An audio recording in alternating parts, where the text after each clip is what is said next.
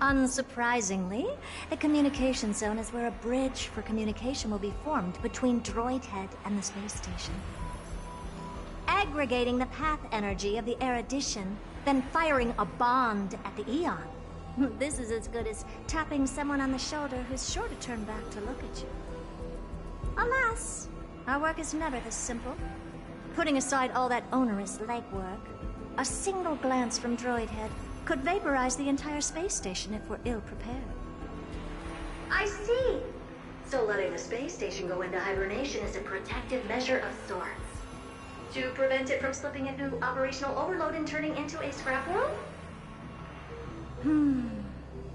Very perceptive for a mirror. Mirror see. And here. Mirror do. No, I neither have eyes nor ears. This dome seems to be functioning fine. These puppets are doing their job, and I don't see any obvious malfunction. Things may look fine only on the surface. Madam Herta, behind you. Huh? What does she want?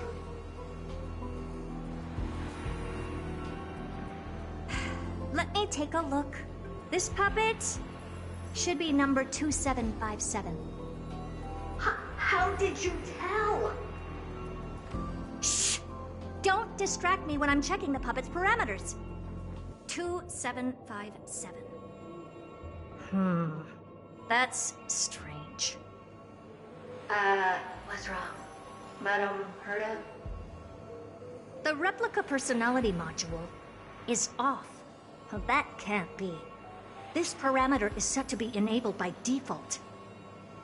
And the utterly absurd module has also been disabled? Something's definitely wrong here. I checked a couple days ago and made sure every puppet has it switched on. The attack, anything, everything module. No, wait. Why do you even have such presets? Is enabled. Intruder detected. Drats. Come and help me, Mirror. Anything, everything, attack!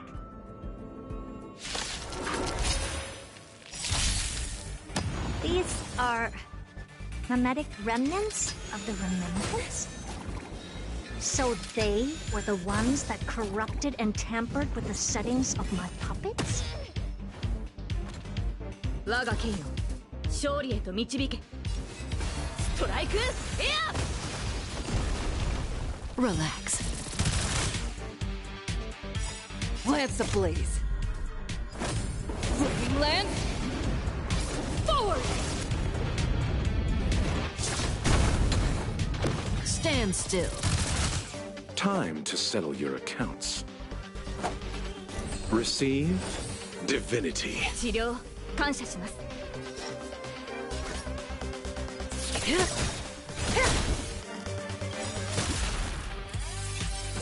Good times never last.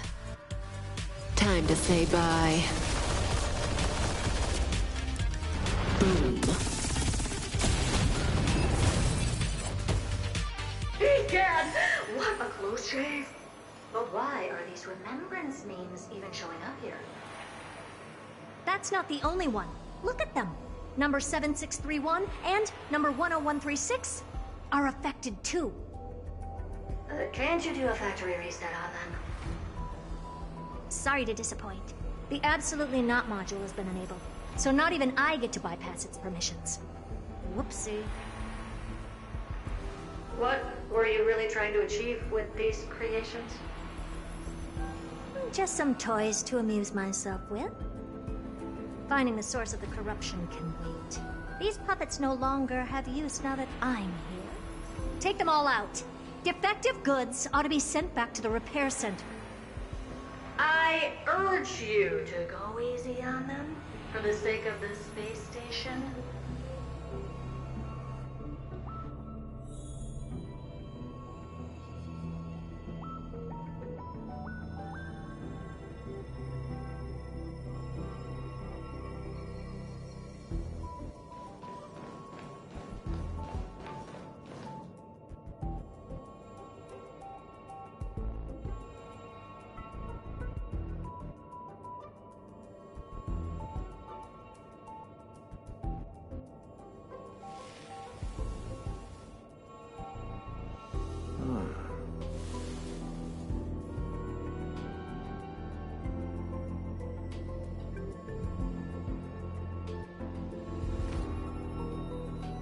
Trouble ahead. Proceed. I'm with you.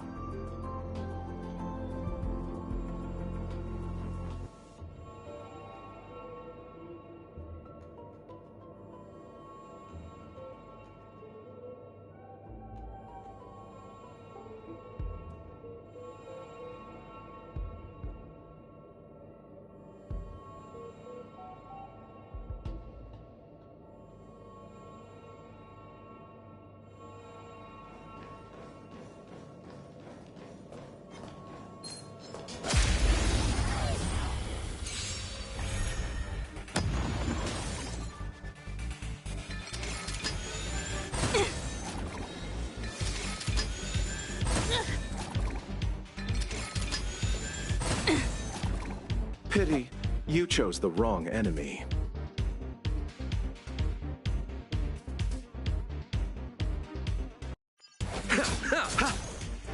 Stand still. Caught in the net. 決着をつける。食らえ。Relax.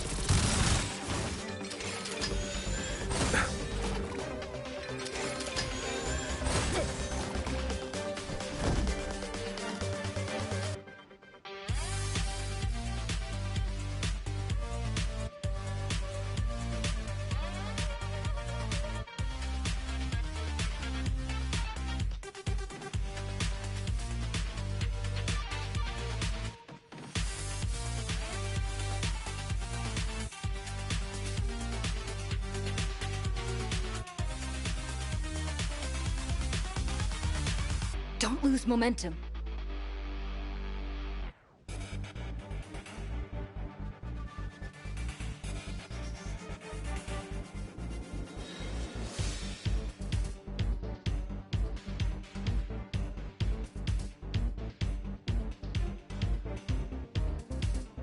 Good times never last.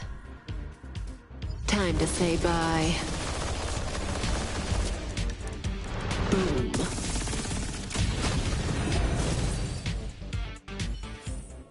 A moment's excitement, nothing more.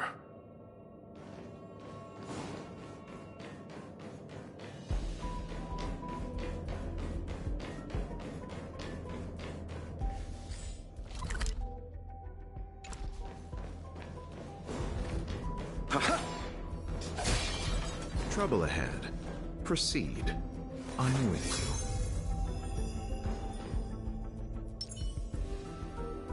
燃え立て騎士の魂よ。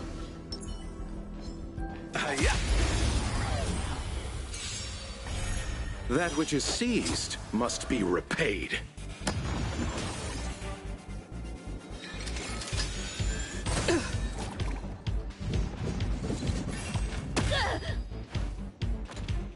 Laga King, strike! Stand still. この明かりは星の希望。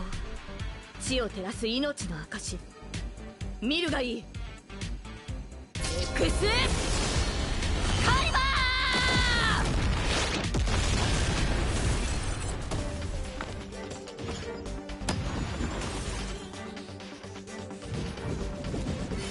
Oh.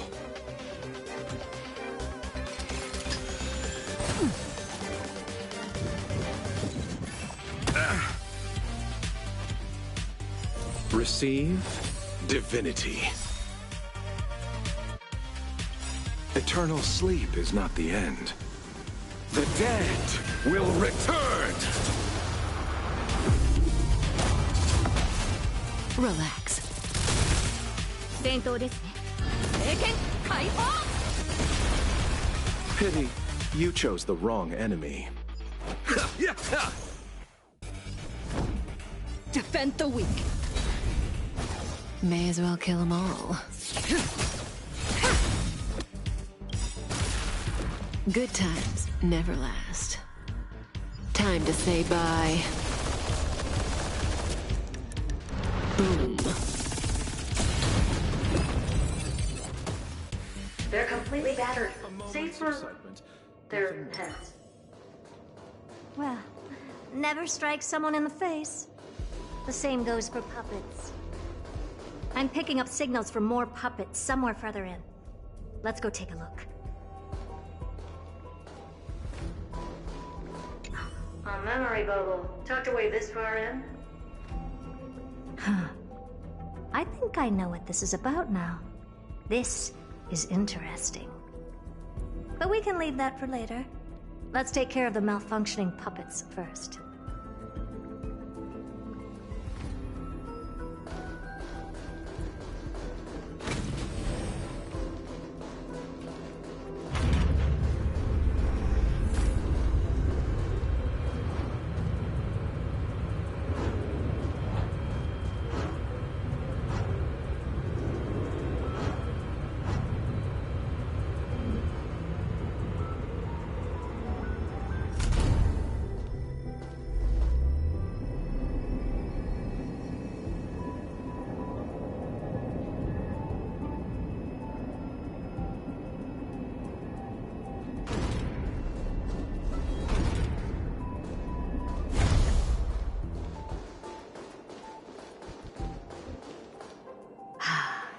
Number 0988.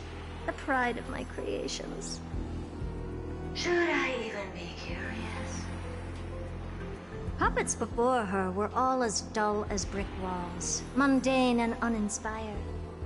I distinctly recall number 0988 being the first puppet I imbued with a magical surprise. Some other puppets that came later also got to enjoy similar privileges. Good to know. But did anyone ask? Fear not, Mira. You have to remember that being a genius means you're destined to solve challenge after challenge. There's no time for rest. Can I just be on the sidelines this time? Pretty please.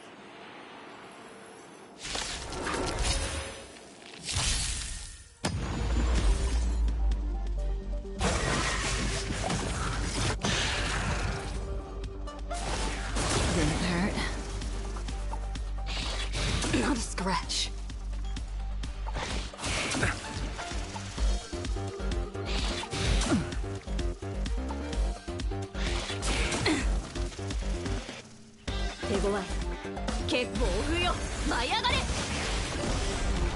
Relax.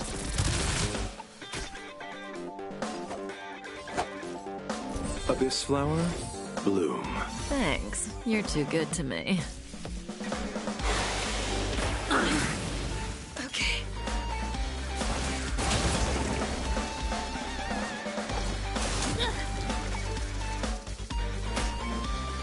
That breathing sensation. Remember it.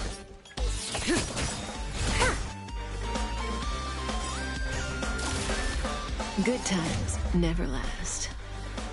Time to say bye. Boom. Receive divinity. 治療感謝します That which is seized must be repaid. The dead will return! Stand still. ストライクエア Relax. この明かりは星の希望地を照らす命の証見るがいい X カリバー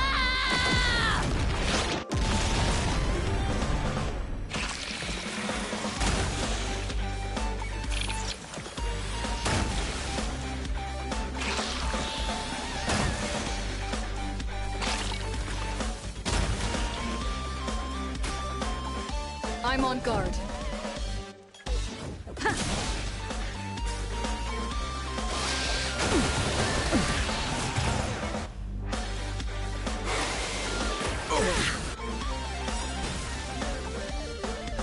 Lance ablaze.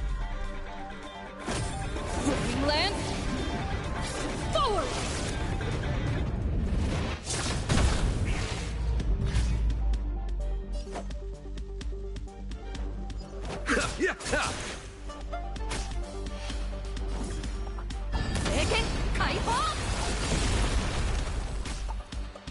May as well kill them all.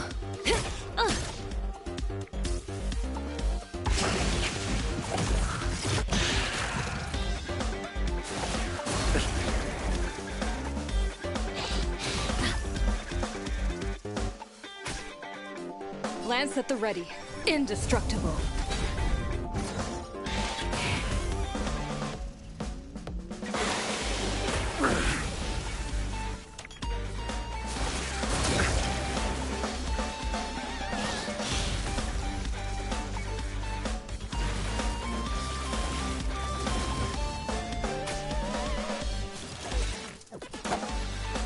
Abyss flower, bloom. 戦闘ですね。暴風よ、舞い上がれ。 Stand still. Good times never last. Time to say bye. Boom.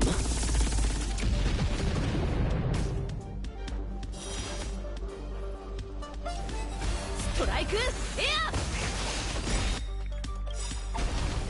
Relax. この明かりは星の希望。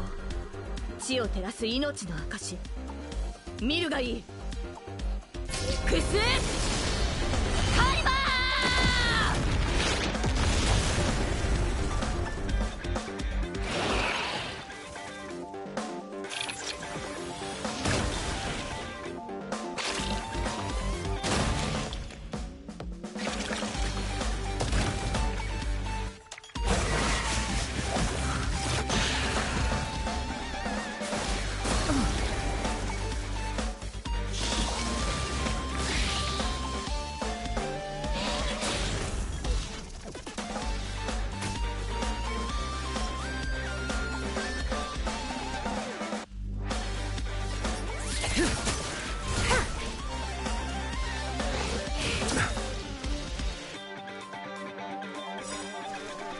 Eternal sleep is not the end. The dead will return! Stand still. I'm on guard.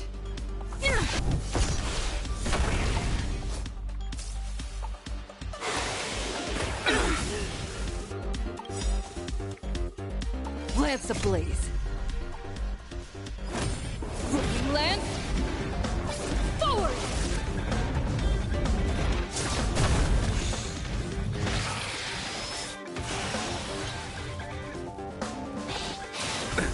Nothing major.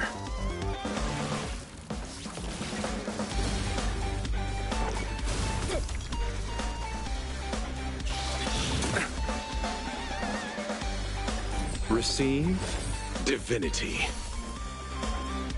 That which is seized must be repaid.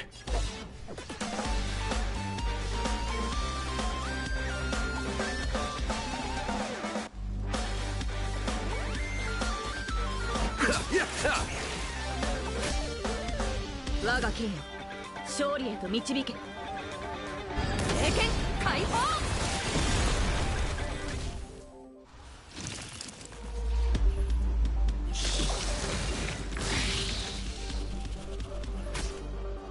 That breathing sensation. Remember it.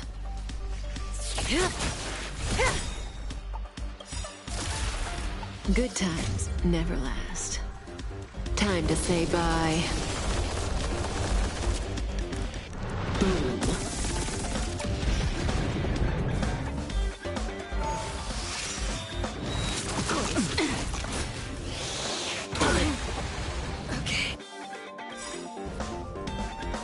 Eternal sleep is not the end. The dead will return! Relax.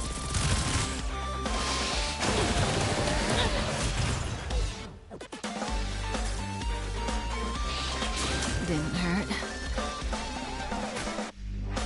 Lance at the ready.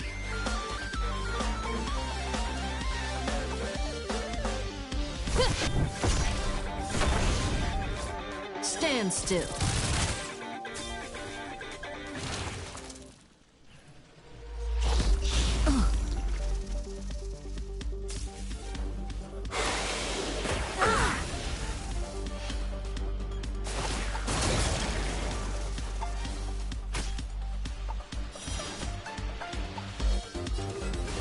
Strike!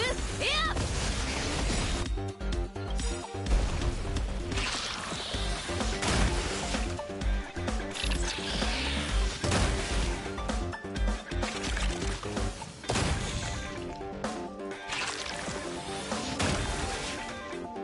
この明かりは星の希望、地を照らす命の証。エクスカリバー！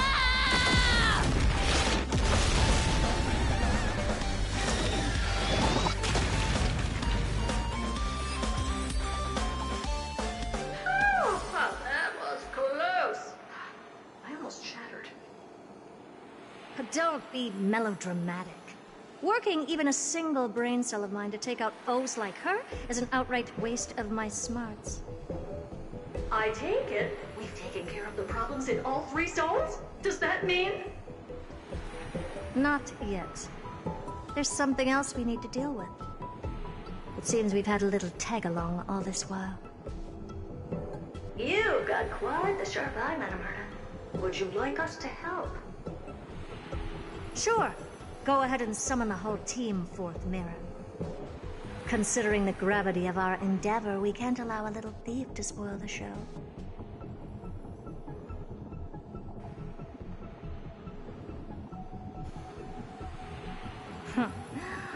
Parasite of the Remembrance.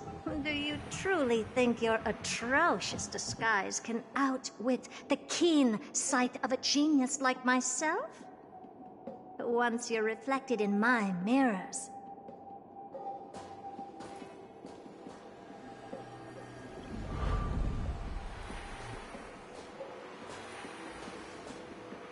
You can forget about escaping.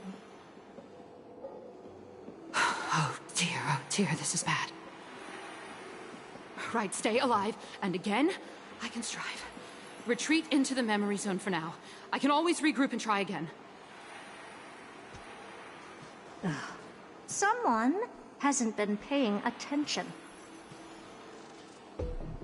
Didn't hear me, did you? For those petty tricks of yours.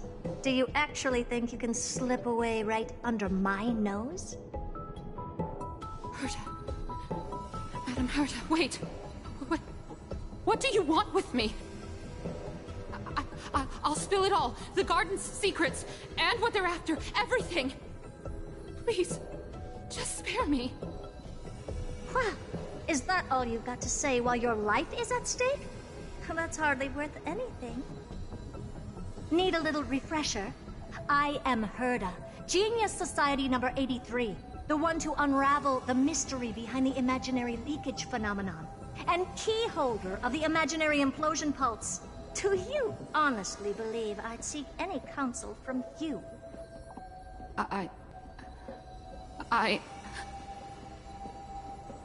Hush now. Keep quiet. This is my moment to shine, so just listen. You crept in here to steal Noose's memories, didn't you? And messing with my precious audience system is just a ruse to lure me here so I can lead you to them. What a shame.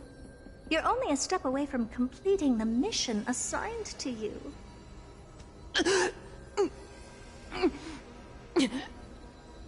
As if. Truth is, you never stood a chance from the get-go.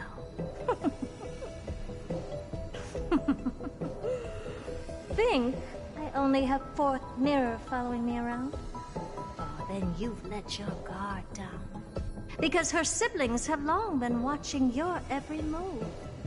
Now, let me think. What kind of punishment should I subject a brazen thief like you to? Oh, I know. You garden folk have a fondness for mirrors, huh? How about letting you enjoy some quality time with your favorite object? A mirror. As for the length of your punishment, let's keep it mildly punitive. How about 100th of a lifetime? That should be enough for some serious self-reflection. Oh, cheer up. You can still do your part for this world while trapped in a mirror.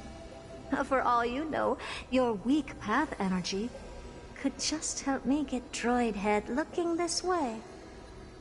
Oh, I should make myself clear. When I said 100th of a lifetime, I meant my lifetime. At long last, we can finally be at ease now that we've nipped those problems in the bud. This is yummy. Oh, cut that out! Those weird noises make me seem like I've got a few screws loose. Put that little thief to sleep for now. We can decide her fate later. Oh, sweet and venerable Madam Herta, when did your heart turn this tender? The audience system has been rebooted. This is finally it. After all that I have done to reach you, Droid Head, you better not snub me.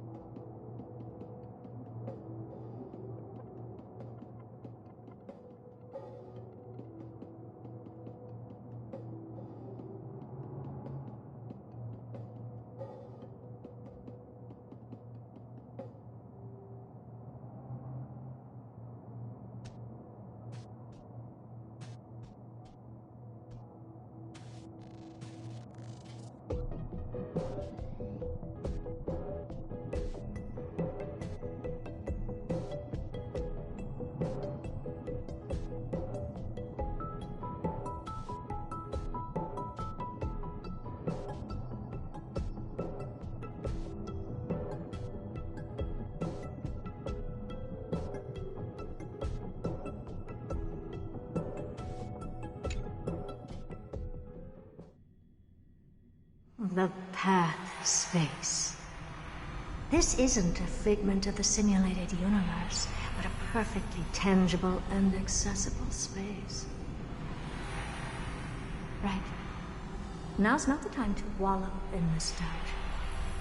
Droid head, will you answer me?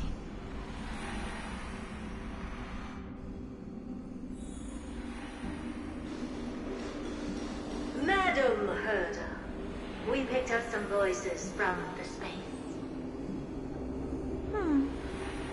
Let me hear them.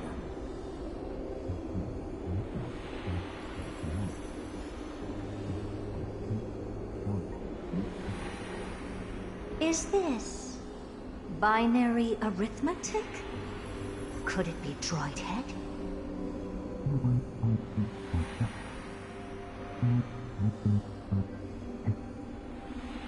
Wait. There shouldn't be a 2 in binary arithmetic. Is this some kind of prank?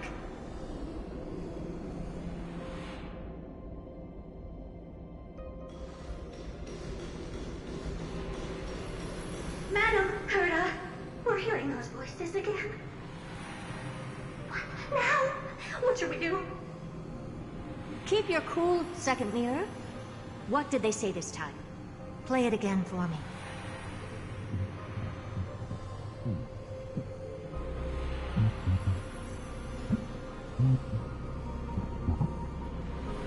Door? Locked?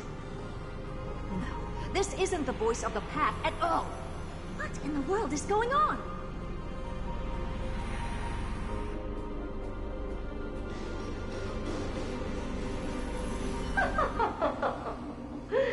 Madam Herda, those lads outside seem to be discussing something interesting.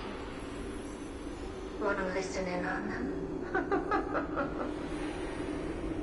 Third mirror. Stop that nightmarish cackle. It's giving me goosebumps. Wait. Did you say those lads outside? Could it be? Why don't you listen for yourself?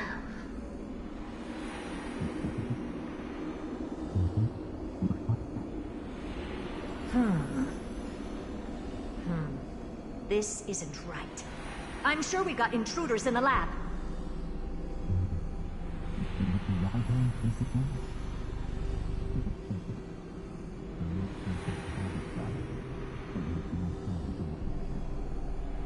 Wait! Stop! Whatever you're about to do... No, don't even think about it. Whoever you are, you better not interrupt me right now. I must continue forward. Just a few more steps and I'll be able to see Droid Head.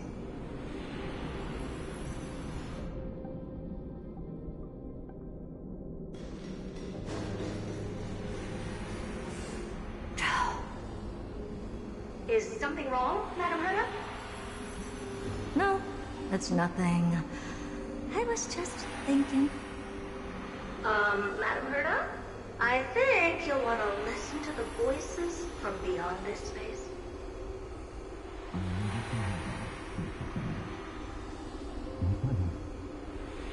Wait, what are they up to? Is this the Harmony? Ridiculous. Hoping to stop me with such cheap parlor tricks? Not a chance.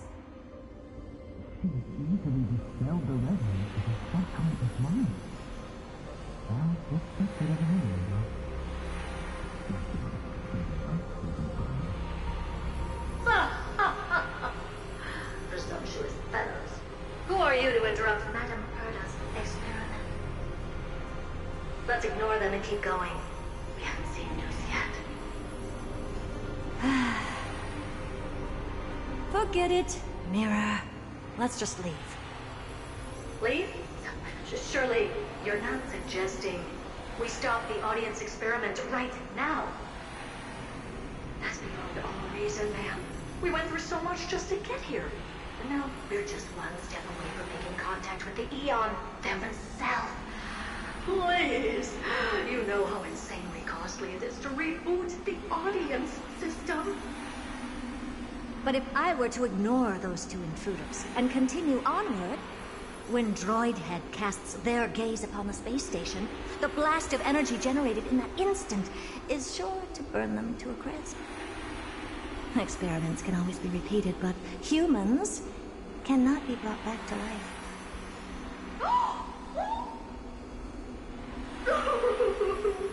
Oh, Madam Herda, so selfless and kind. I am truly a lucky bear to have found the best possible master. Enough! Don't use that nauseatingly fawning tone on me. Looks like I'll have to abort this prematurely again. But mark my words, Droid Head. I will be back for you.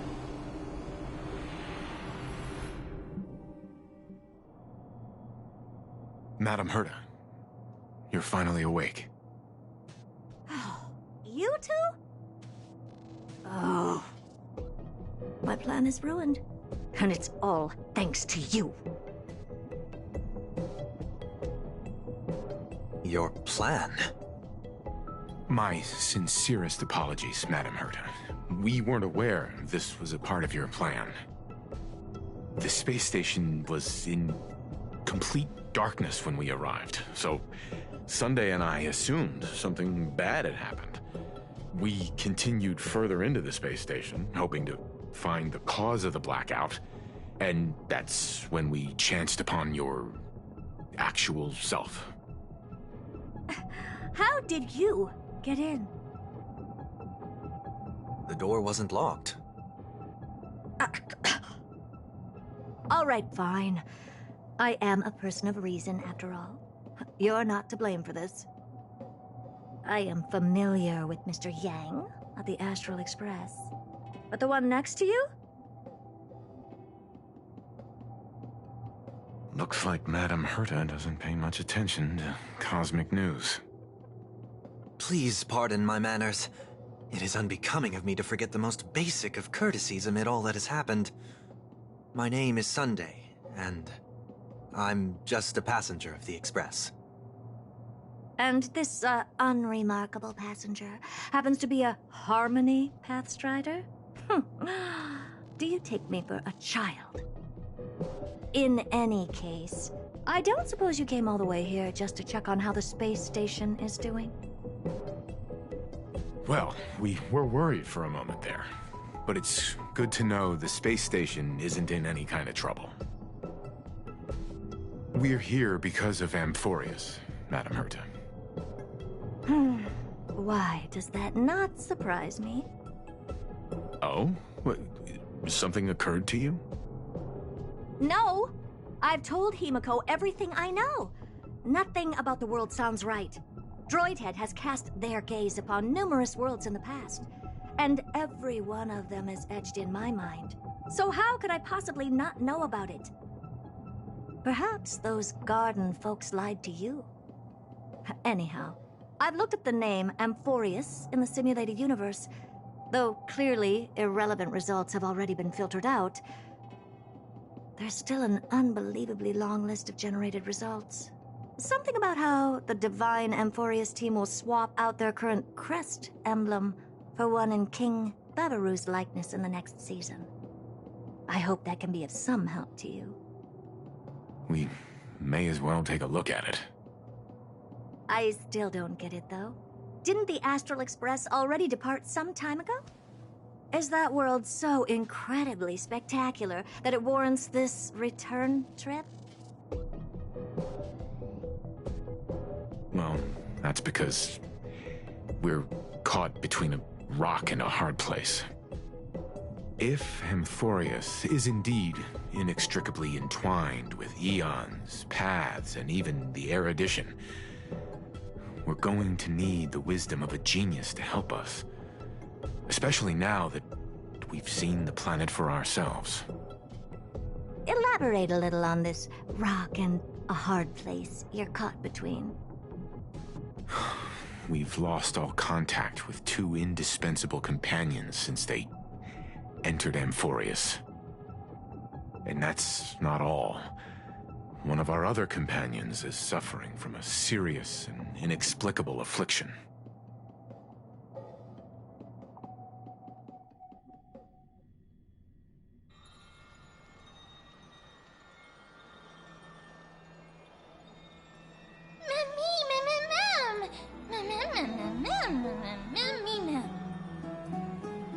They've been this excited for a while now.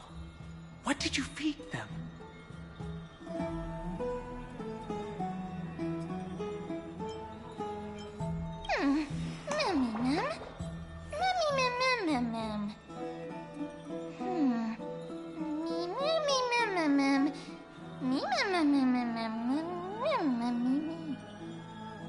Forget it. You can skip the translation. I can somehow tell that none of that chatter's meaningful. It's almost time. The Chrysosers should be finishing up their preparations at the Vortex of Genesis. Let's go witness the core flame's return when you're ready.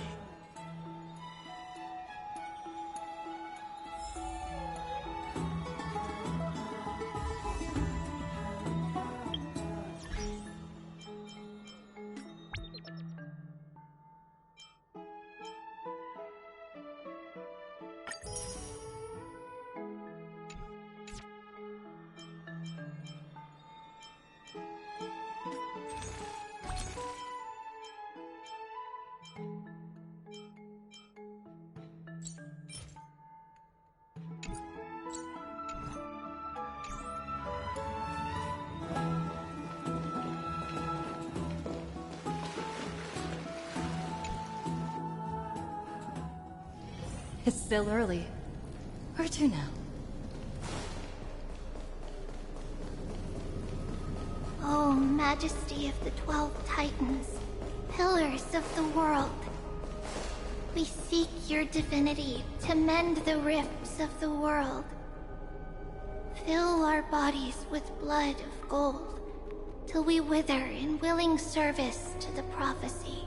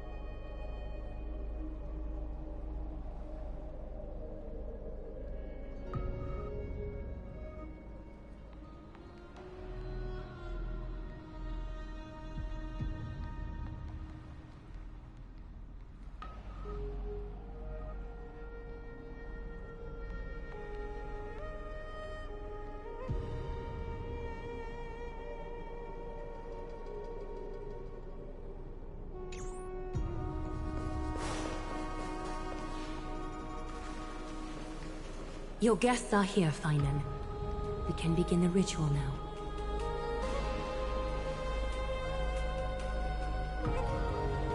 Lord Mighty isn't here yet. It's fine, Miss Caceres. He spoke to me already. I told him he should be nursing his wounds, and that he shouldn't be worrying about all this comrades once-in-a-lifetime ascension ritual stuff.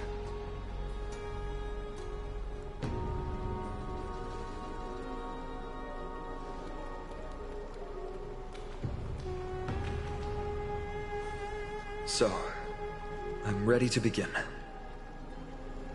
Teacher, show him the way forward.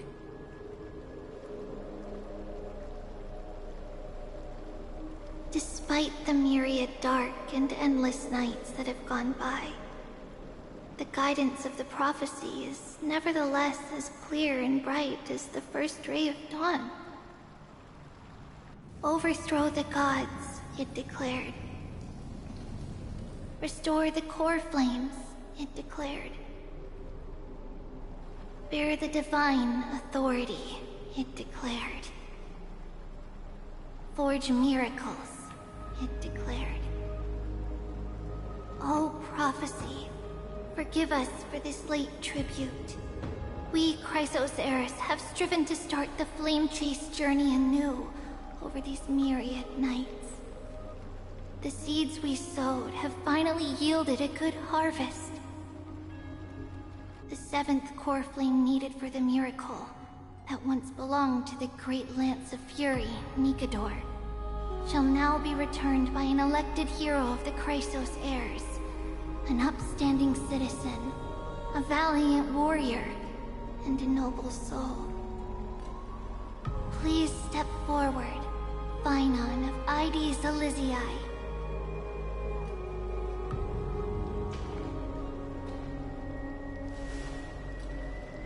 Recite with us. O Majesty of the 12 Titans, pillars of the world, we seek your divinity to mend the rifts of the world. Fill our bodies with blood of gold, till we wither in willing service to the prophecy. Surrender the core flame, Chrysos heir.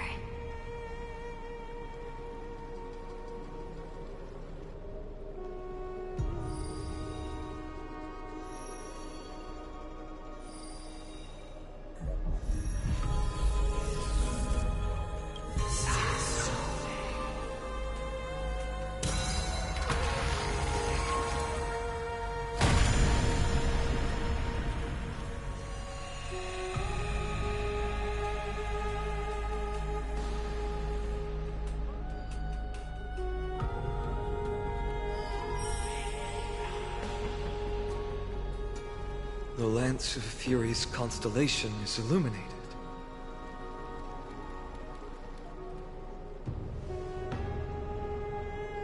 Why is the vortex this silent? Was it also like that in the past? Patience, Finan. Do not make us question this decision. Lord Naias?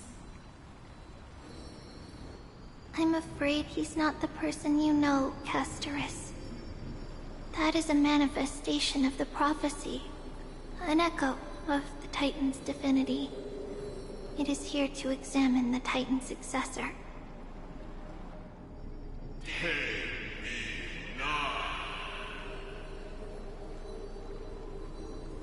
Mortal, who wishes to inherit my divine authority.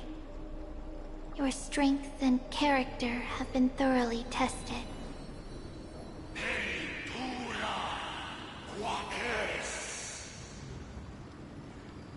Yet your will wavers. If you are to inherit Nikador's relentless fight against the unspeakable Black Tide,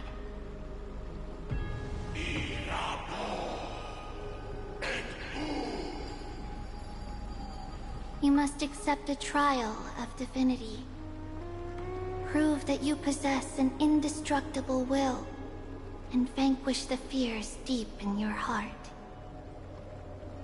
Vanquish the fears in my heart. So be it. No matter what obstacles you plan to put in my way, I'm ready to overcome them. For our prophesied tomorrow, I will become the god Amphorius needs.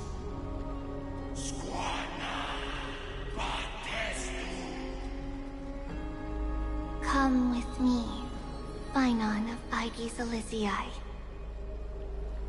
In fear, you shall abandon your mortal body, and in suffering, be reborn as a god.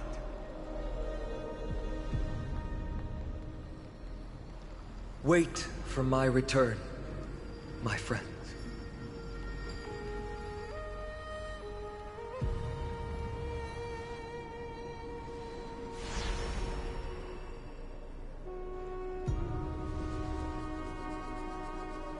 Lord Finan is gone?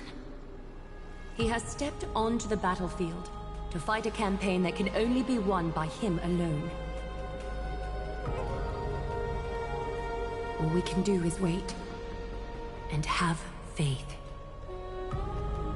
What a mysterious ritual. Is there really nothing we can do but wait? I don't know about the rest of them, but I don't like to just sit by and wait for my fate to be decided.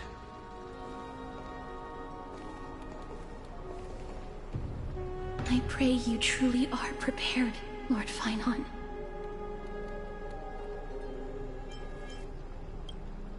I spoke at length with Lord Finan before. There was hesitation in his words. The manifestation of the prophecy must have seen this. It saw Lord Finan's heart wavering. Wherever he is, whatever he is fighting, I pray he makes it through this test.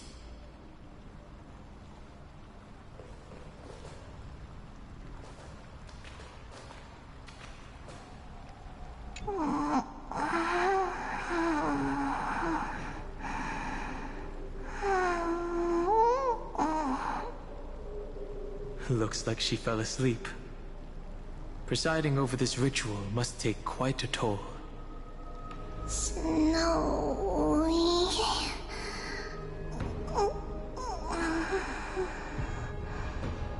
Will succeed.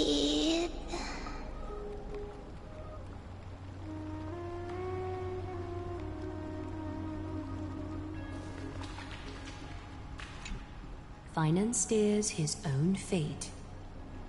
If he can conquer his fear and return as a demigod, we will be one step closer to the miracle that the prophecy promised.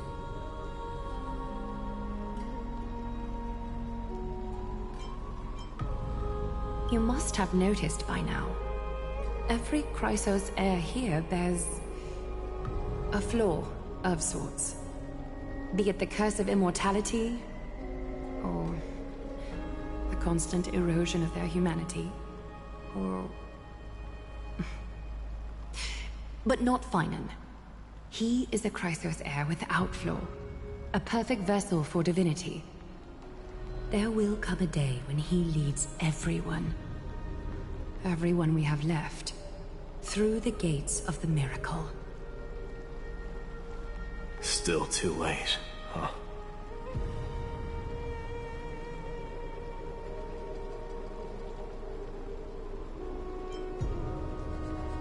The constellation of the Lance of Fury is already illuminated. That must mean... The core flame has been surrendered.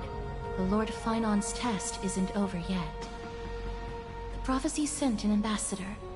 They acknowledged Lord Finan's strength and character, but had doubts about his strength of will. He must conquer his fear, and prove himself to the prophecy. I was right to be worried. I want to formally thank you, outsiders. Were it not for your aid, our campaign against Nikador would have been 100 times more arduous.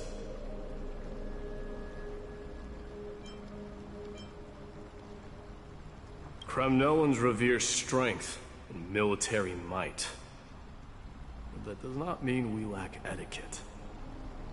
Mighty, what do you mean when you said you were worried? They don't know yet? That guy has always been tormented by his past. I may not be the right person to tell you about him, but you must know his past if you are to continue fighting alongside Finan. Lord Mighty, please allow me. Very well. Before he was chosen by the prophecy, Lord Finan had everything taken away from him.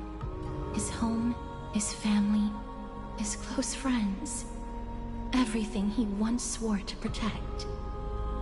He became a hollowed shell in his youth, and the blazing flames of vengeance were the only thing sustaining him.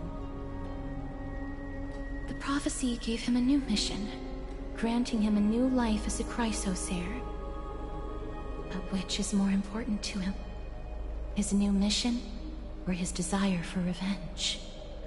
I'm afraid only he knows. No. Perhaps he himself is still struggling to get to an answer. I acknowledge his strength, but... fear is something not even the sharpest of swords can cut through. I hope you've toughened your resolve, Deliverer. Only a will as tough as stone can shatter the darkest nightmares.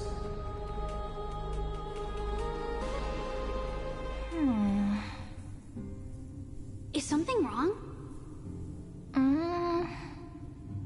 Ugh, don't keep me in suspense. Come on, tell me already. What did you see? I just wanted to get a reaction out of you. Alright, I'll tell you. This card is the Deliverer. Deliverer? What does that mean? The interpretation is really long. Maybe I should just skip it. All you need to know is, this card means you'll be a hero, worshipped by all. You will protect this world and save lots and lots of people from scary enemies with your sword. Do you like the sound of that? But... What's the matter? This is a good card. But I don't want to be everyone's hero. I just want to stay in this village with everyone I know. Grandma and Grandpa said the outside world is full of bad people. That's why they're always at war. Who wants to save bad people like them? I can be a hero, but only our village's little hero. Well, little hero, If the day comes for us to say goodbye to ID Silesia, could you become a deliverer then? Do I have to leave the village? Mm-hmm. If something like that happens, someone will have to save the world. Then I'll...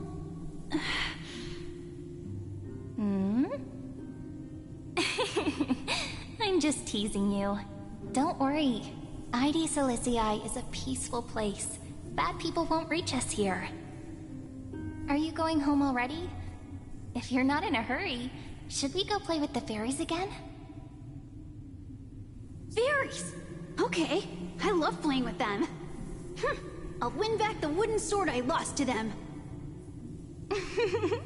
Look at how excited that got you.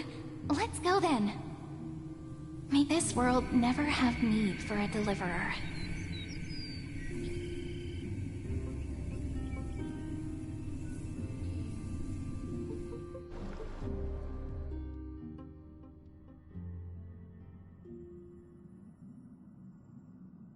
Pom-Pom, have you prepared our meals already? Of course the food's ready!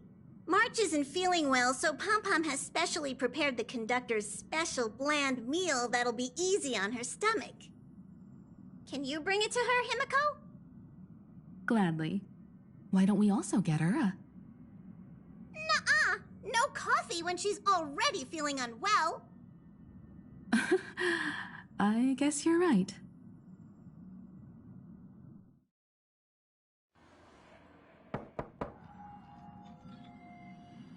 March, I'm coming in, okay?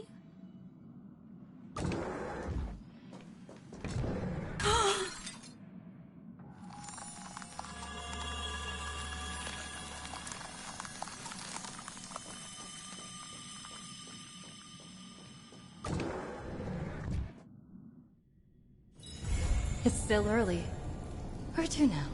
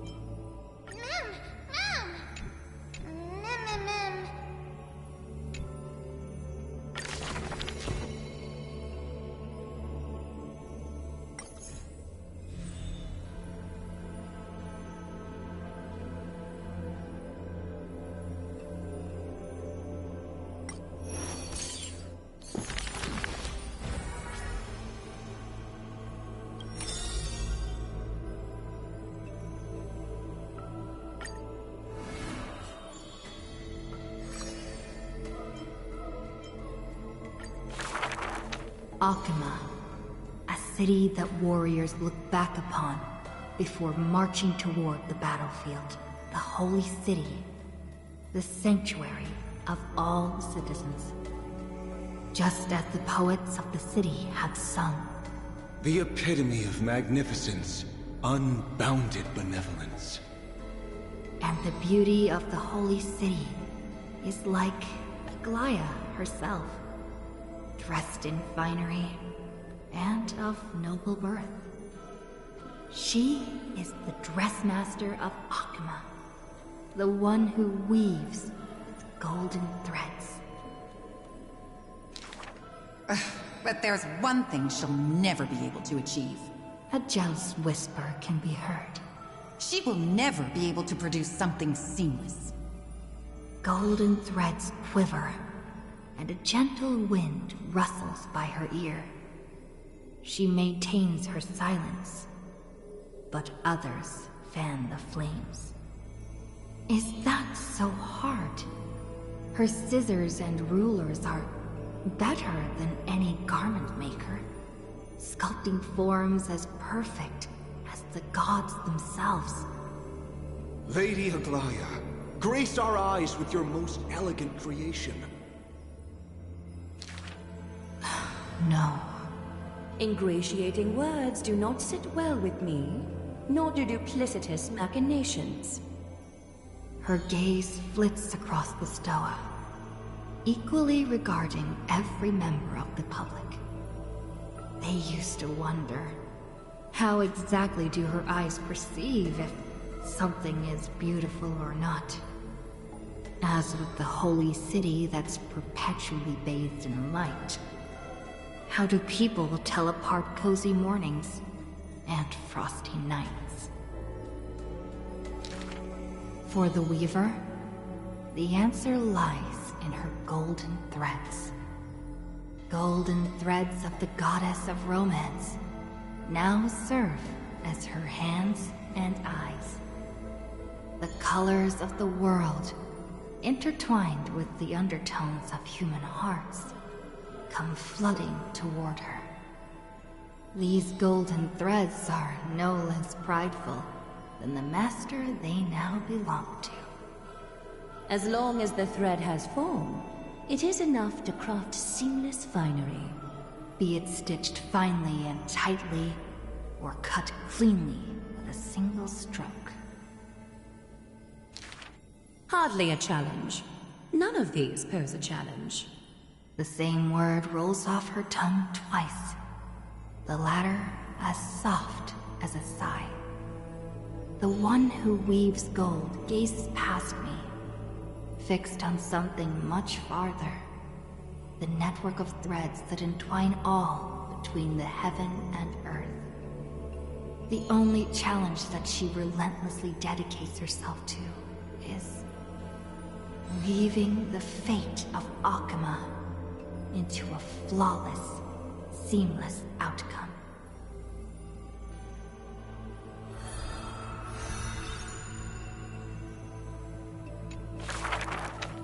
A long line stretched across the square.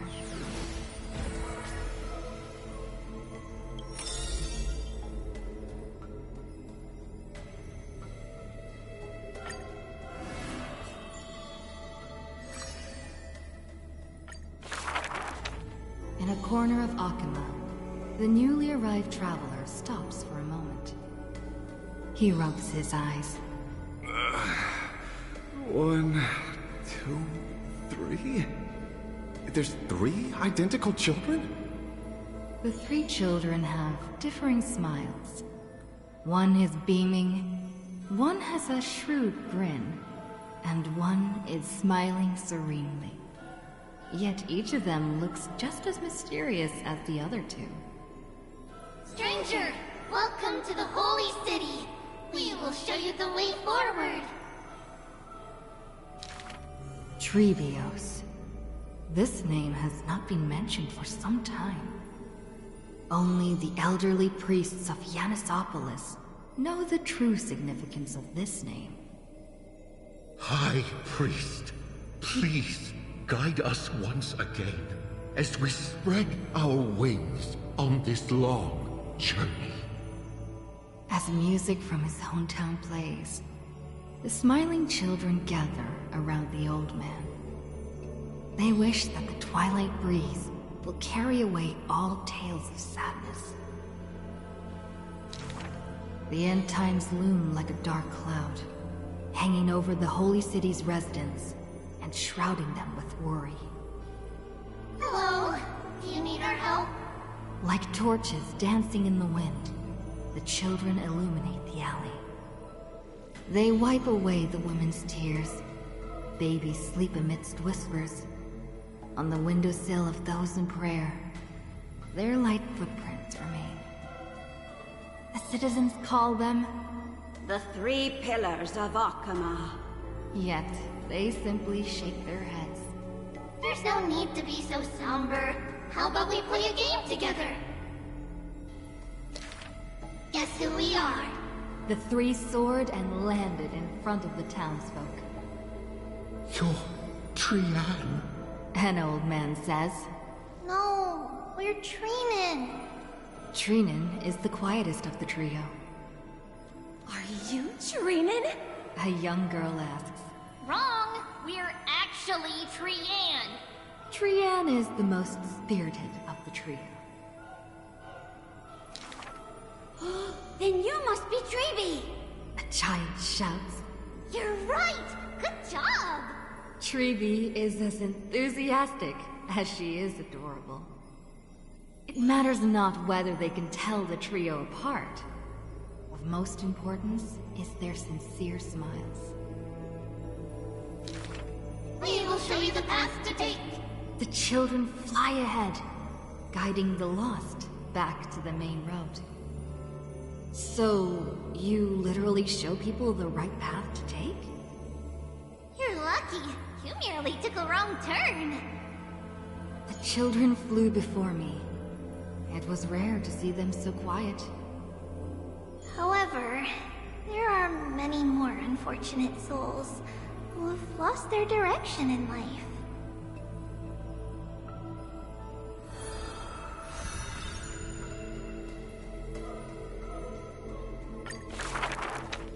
There was once a dying soldier on the battlefield who wished to bid farewell to his lover in a distant city far away. The child leaned toward the soldier and said nary a word as she listened to his final words of comfort. As for the other two children, they were in the city, beside a bed upon which a woman was lying in eternal rest, wailing uncontrollably. Not only do the three children share each other's senses, their souls are also interconnected. When one is filled with grief, the other two will burst into tears as well. Perhaps we should tell you some happy tales instead. The child wipes away her tears of reminiscence. Our greatest talent is performing Amphorius' nursery rhymes! But those nursery rhymes have been told over and over, that any literate child could recite them by heart. How rude! The child gently flicks my forehead. You should be reflecting on the nursery rhyme author's heartfelt intentions instead! In this lush land by gods chosen, giants raise their glasses in a toast. People commonly see the children riding on enormous flaming rockets, looking like shooting stars blazing through the holy city. How dangerous! An old man worriedly wishes the children to stop. Not Trinen. The quiet child shakes her head. That's Trian! The exuberant child raises her hands. Ugh, stop nagging! The mischievous child pouts. Can't I just play with something I've created? Every child in the world loves to play, and Treevios is no exception. Every child in the world is afraid of pain, yet Treevios tries to act tough. Initially, there were many more of us. The others have merely gone one step ahead. The children swore they were already adults, yet when they carelessly hit the city gate, they cried out in pain together. The tripartite prophecy is but a distant ritual, and the Chrysos War, a painful dream.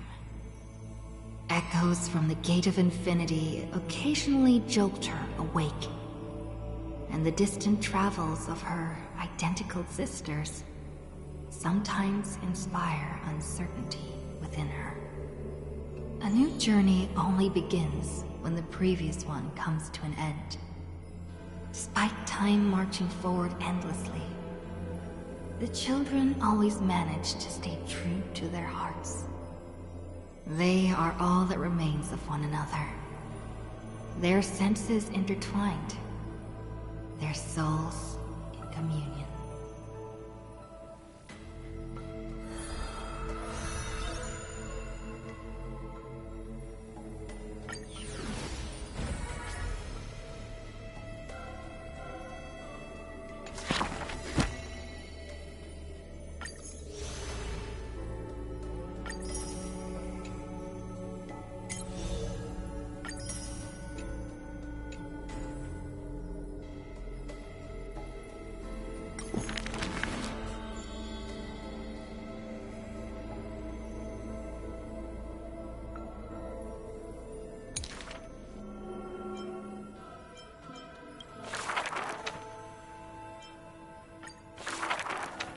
A long line stretched across the square.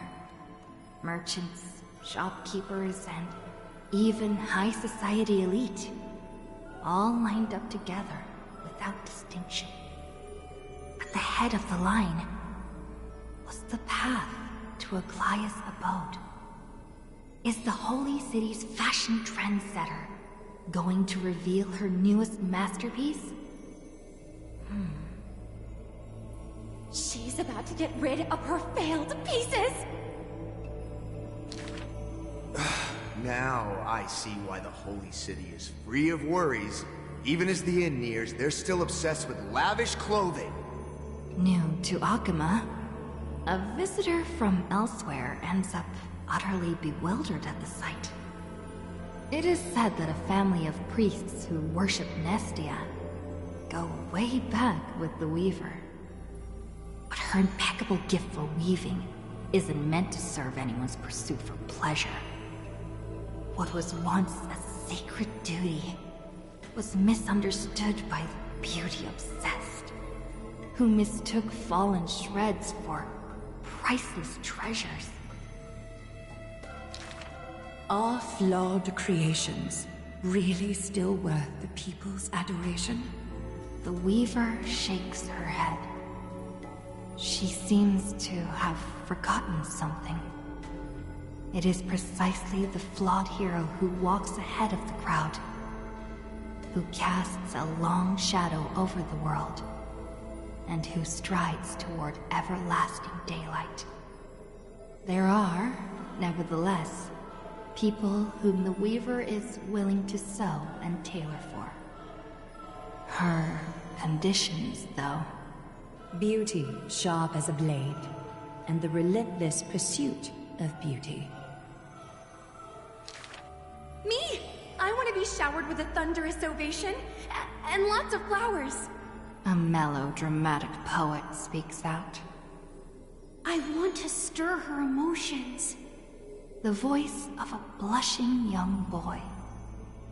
Do I fit the bill? My sister and I are refugees from the Abyss.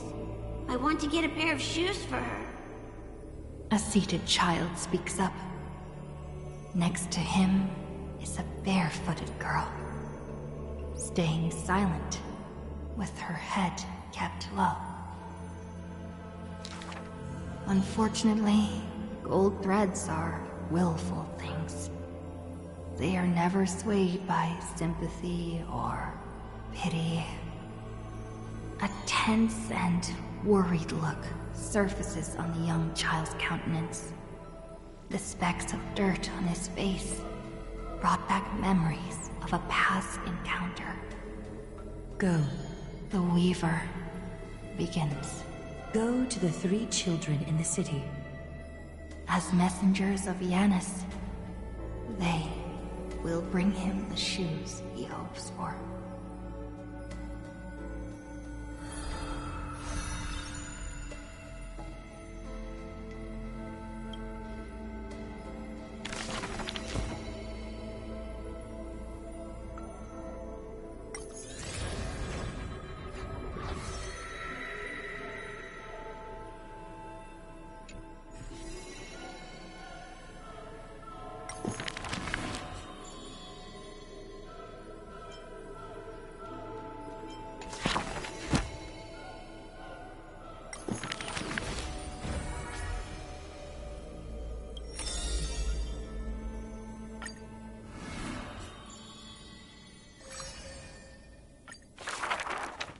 I see a sword that grants death, a shackle of destiny next to the silver-haired girl, worshipped at the Demise's hallow.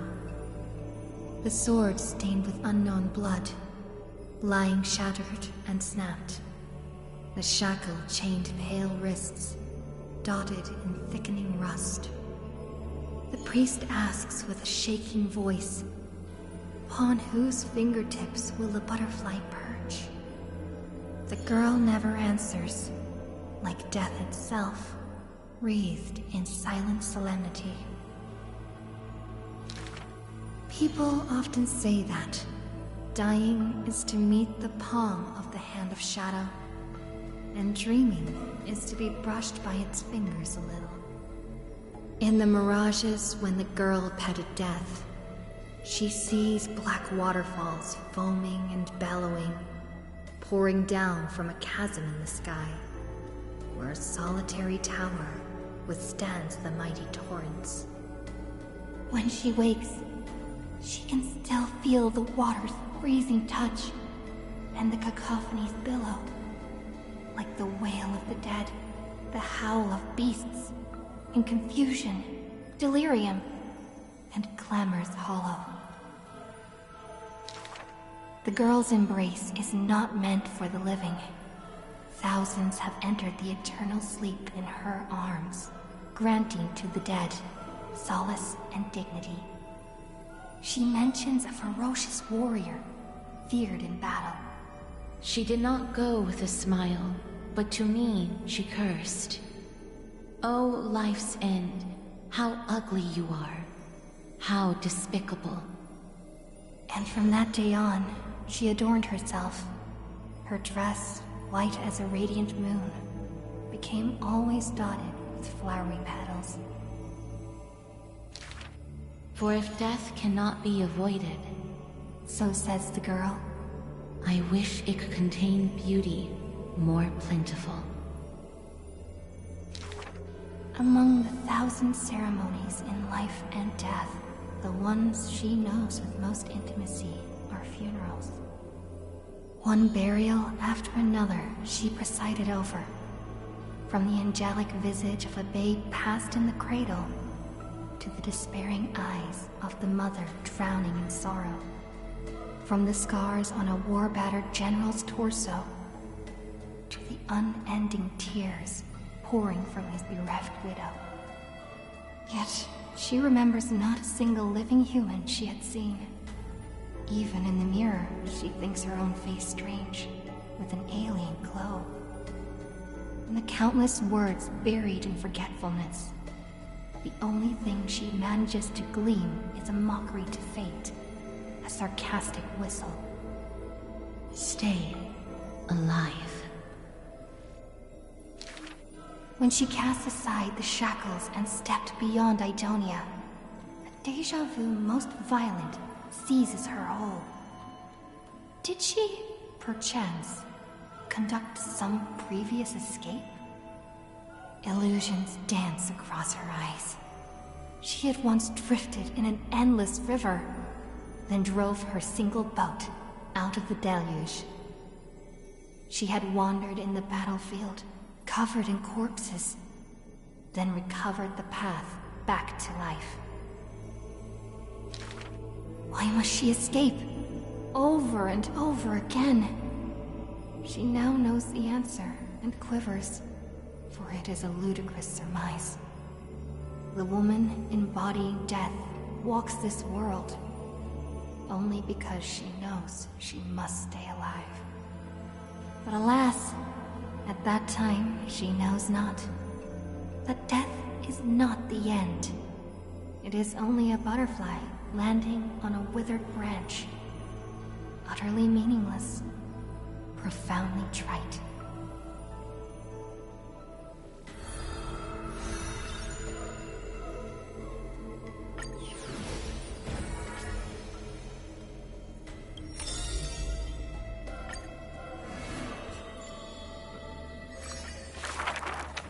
In Amphorius, untitled statues are a prevalent sight.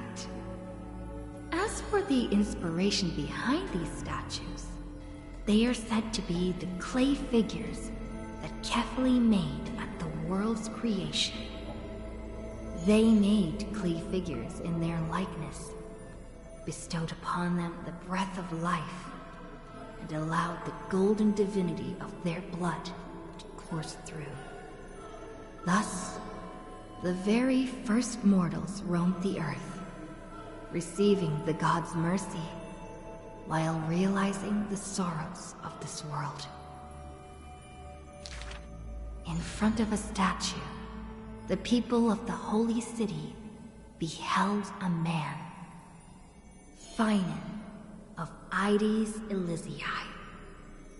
He never spoke of his origins, only using this name to nonchalantly identify himself. That's not really his name, is it? People cast sidelong glances at him, their minds swirling with doubt. The man merely responds with a breezy smile, neither confirming nor disproving their speculation. Finan is a soldier, one with divinity coursing through his veins. Responding to the Goldweaver's rally call, he traveled long and far to reach the Holy City, eager to bring light to the hero's path.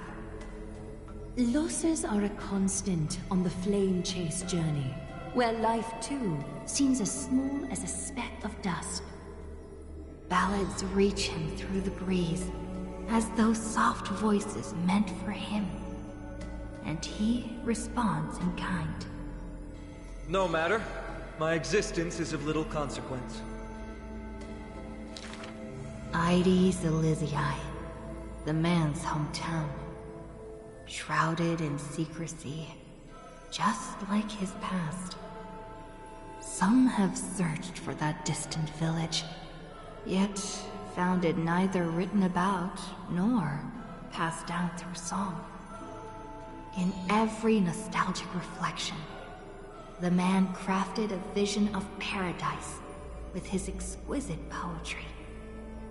Yet, within the ancient texts of the Holy City, the history of that frontier village remains more obscure than the days to come. In the far-off future, the land of Emphorius will bear the marks of the hero's footsteps. With sword in hand, the man will inscribe an eternal mark in the Chrysos epic.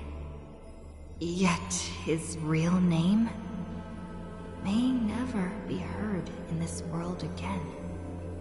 Losses are a constant on the flame chase journey.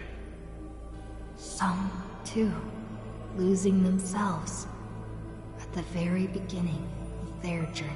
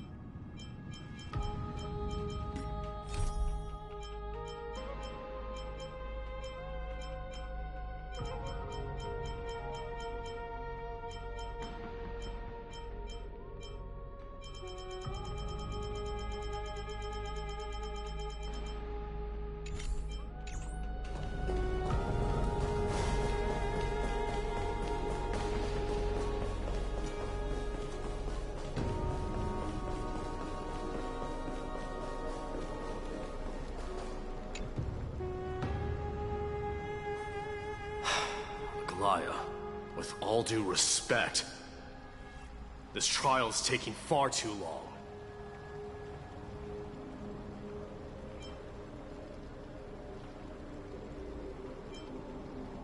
How did you even arrive at that number?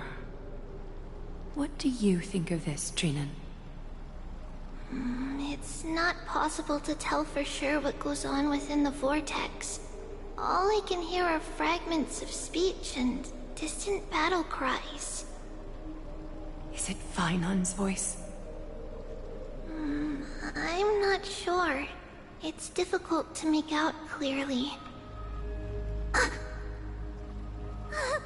Wait, no! Lady Trinan.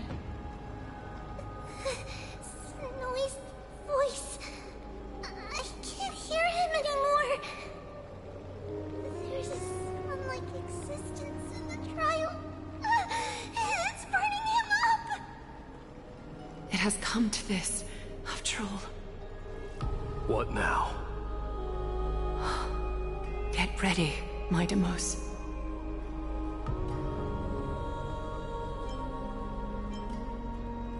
Why would we? The core flame is important to us, but it's beyond absurd to even consider sacrificing him to the Titans. As I promised you, Aglaya, I will intervene in the trial this time to bring your deliverer out to safety. But that's as far as I will go. Of course. I know this is not the time to demand any more from you. Discerning. All right then. To be as prepared as I can, I hope that the two Outlander warriors can also join me. That might not be a good idea. The core flame trial is many times more complicated than a standard ritual. Even the slightest misjudgment, misstep, or hiccup could result in grave consequences. Our two distinguished guests are not obliged to risk their lives for the flame chase journey. Let me join you instead, Lord Mighty.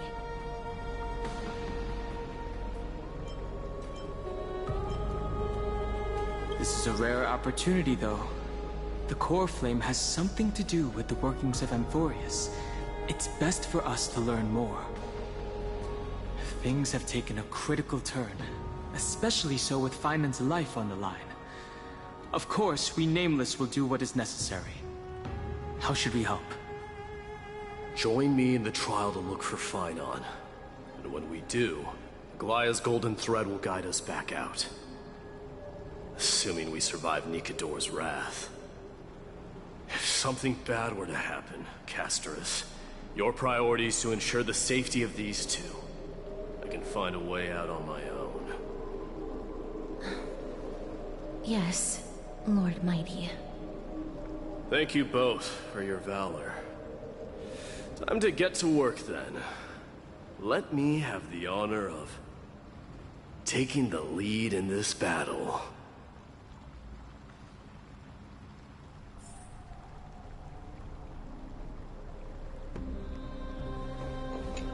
Let's also make our way to the front of the Spirit Basin when you're ready.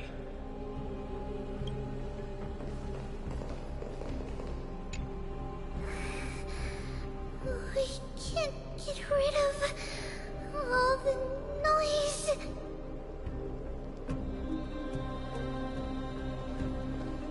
Please, stay safe. May that warrior be safe from harm. When you are ready, I will preside over the ritual on Trinon's behalf. No problem. May that warrior be safe from harm.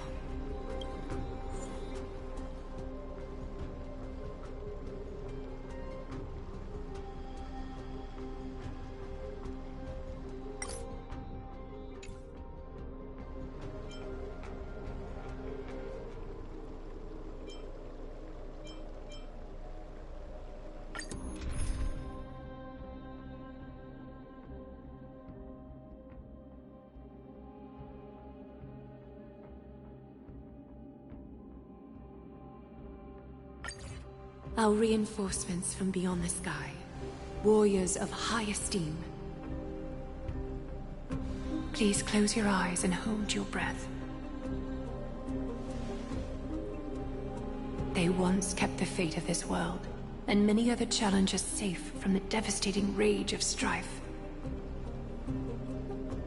They now seek to venture deep into the trial of divinity, and prove their will to destroy our enemies, as foretold by the prophecy. When the hammer of strife strikes the anvil of the warrior, the heat and impact will leave behind scars, and between them, a demigod shall rise. Very well. Come forth then.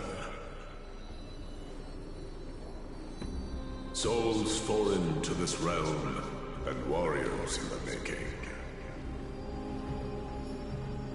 Follow me into the mist and flames, and come face to face with the greatest fear in the depths of a warrior's heart. And with thy strength, banish the darkness and usher in sunlight. Let all lost souls find courage on a long journey back home.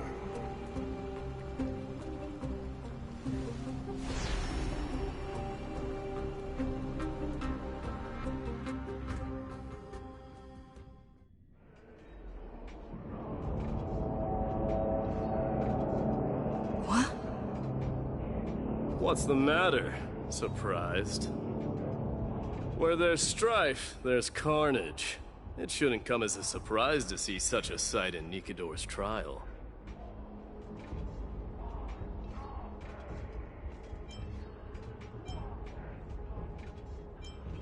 I told you, this is only a mirror of the trial. I don't see him around here. We should go first. Let's pray he stays safe. Huh. The greatest fear in the depths of a warrior's heart, huh? So, this is what he fears the most. A disaster for Akama. So much for the king of those outlanders.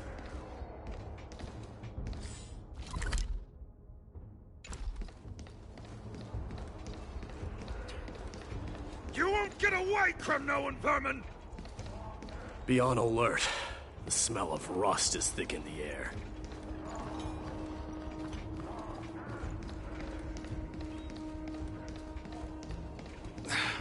Cursed brutes. Tell me your name, brute. Your demise shall be a tale I boast about at the feast table. My name is Perdiccas, and I am here to avenge my people. Kremnoans and Akamans are at war?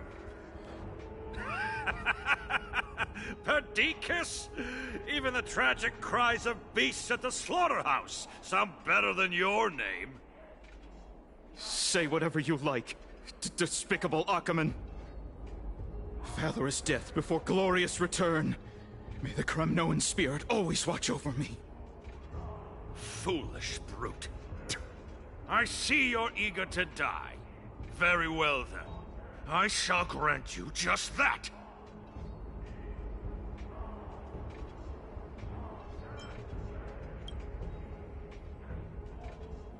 Huh?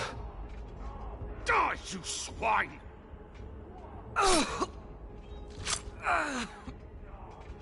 Matamos. My king. Why? Why did you leave us to the mercy of these foreigners?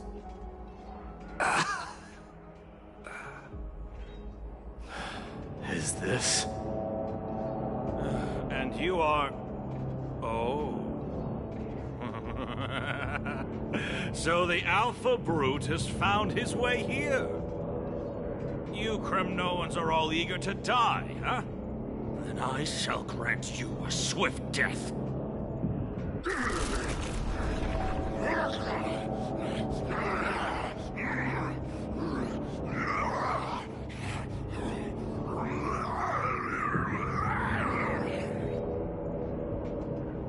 Face your death, cowardly king!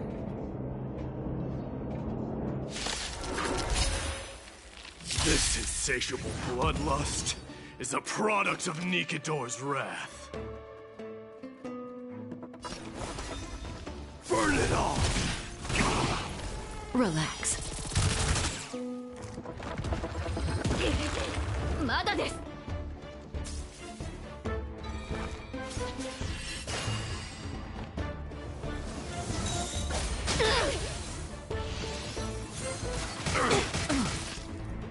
Hear my roar. I am Strife. Burn it all. Stand still. 決着をつける。暴風よ、舞い上がれ。 That breathing sensation. Remember it.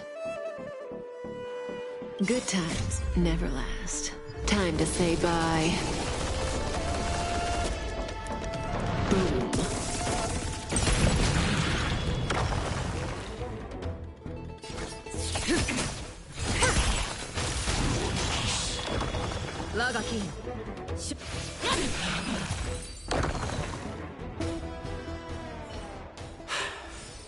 Absurd. I know this Akaman. Strife contorted an honorable warrior into this perverse and twisted being. And that horrible noise. I can hardly suppress my bloodlust when it sounds. This battle cry must have gone to Finon. That's why he lost himself. What a useless fool.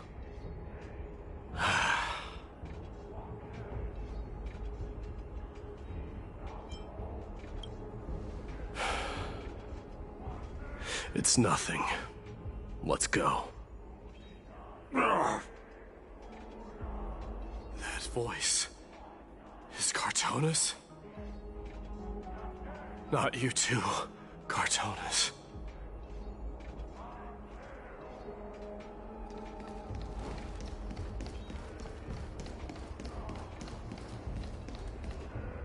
Mighty mouse you are. Destroyed all the wicked king. Here to take my life finally.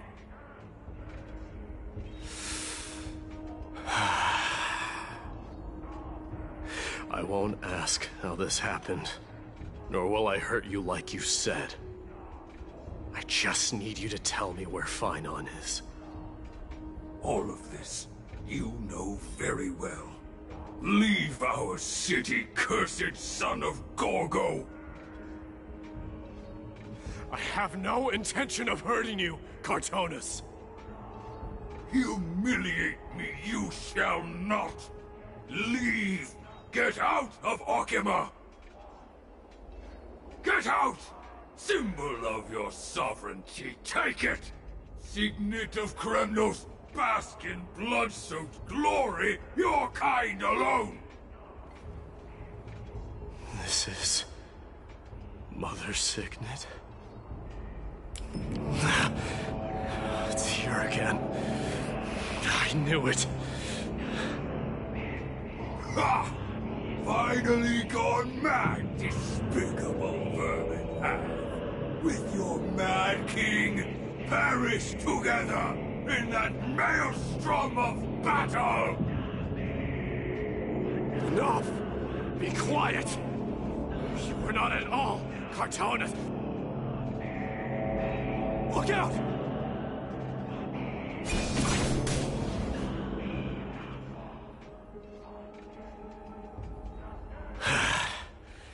Nice move. You too.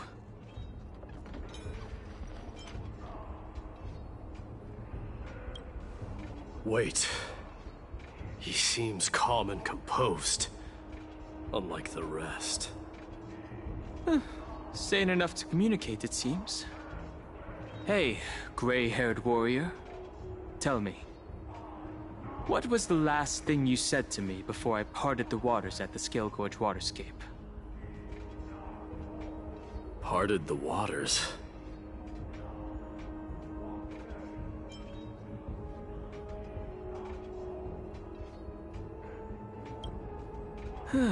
That sounds like something the real you would say.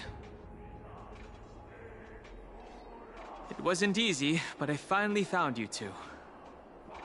So, you are Dan Heng. What did you go through before meeting us? Just some memories from my past. Nothing worth mentioning. You mean you saw your past too? The trial of strife is a vicious one, all right. What are you thinking? This might not be a single person's trial, but an arena for every challenger to engage their own delusions in a bloody battle. I saw someone from my past a while ago. Someone Finon has never met. That doesn't exactly sound like a bad thing. At least it means we'll be able to find Finon here. We can only hope this battlefield is nowhere as extensive as I imagine it to be. Let's first follow the sounds of battle to their source.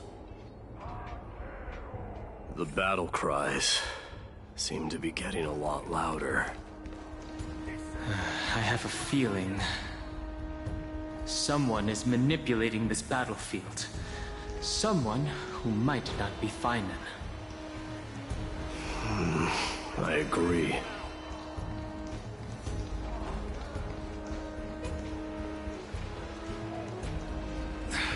Cursed brutes.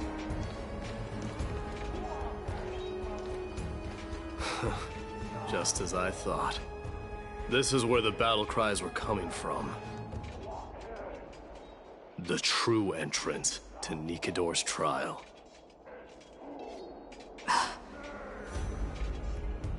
What's wrong with you two?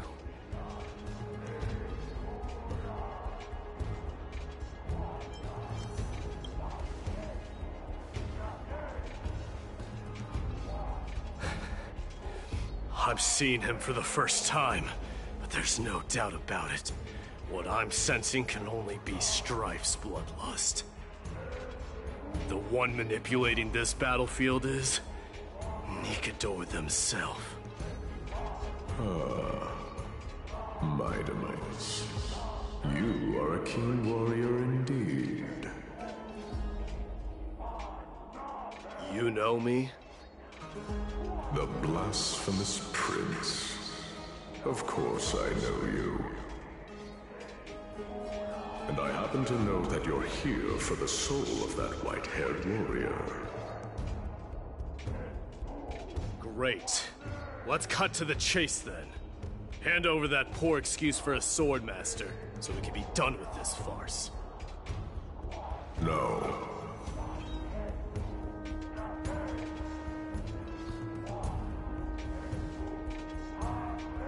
I applaud your courage and strength for coming this far, but you have chosen to besmirch the dignity of one who has fallen, and I cannot turn a blind eye to that.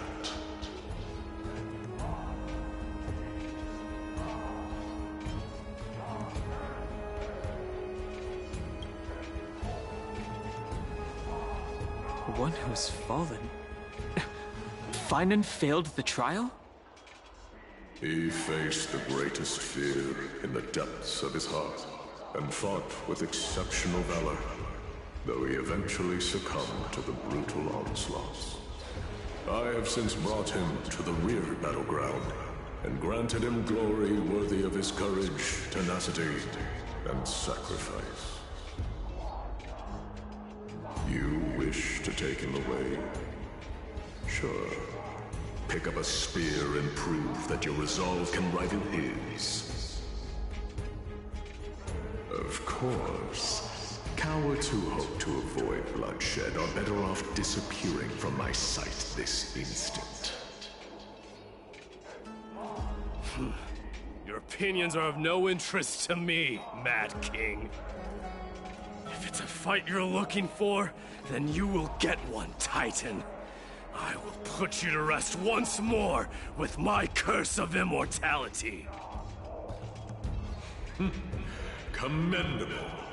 Your noble mother displayed the same spirit with a spear in her hands. dare speak of her? Why not? She challenged the former Kremnos king to a duel, even knowing that it was a deadly trap, all to protect your dignity. Are you suggesting her efforts were for naught? Her death was caused by you, the incarnation of strife. How dare you talk about her past? Enough of this nonsense. You should be wielding your weapon at the god of strife. Battle me and put a swift end to this!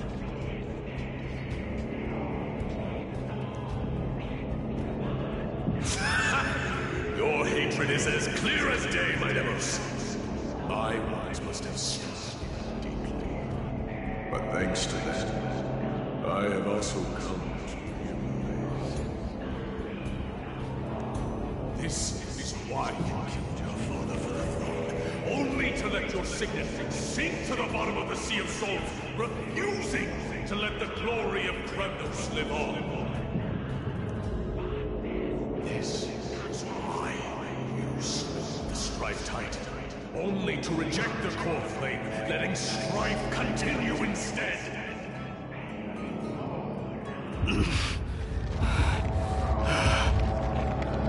Oh, child and fate, show me what you are capable of. Show me if you have the power to put out the flames of your very own destiny.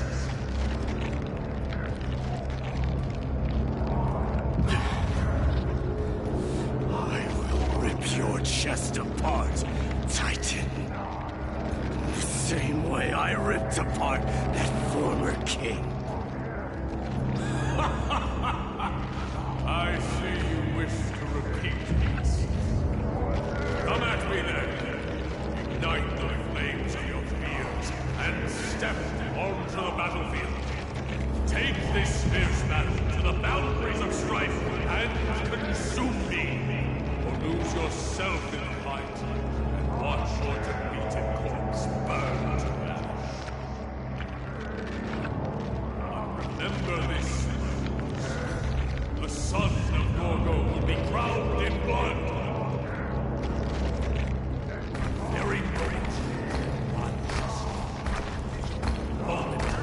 century. To you, the successor of Kremnos.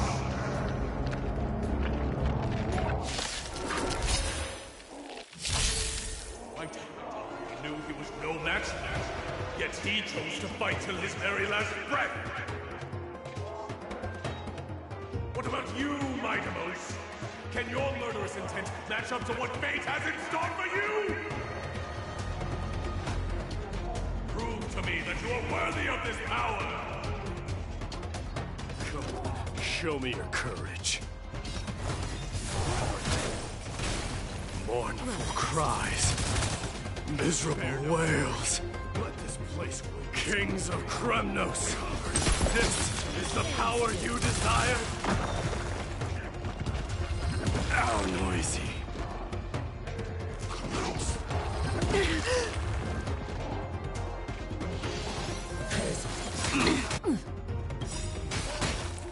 Dying soul, face me. I allow you to accept your punishment. Blood of Kremnos, stream forth, burn it all!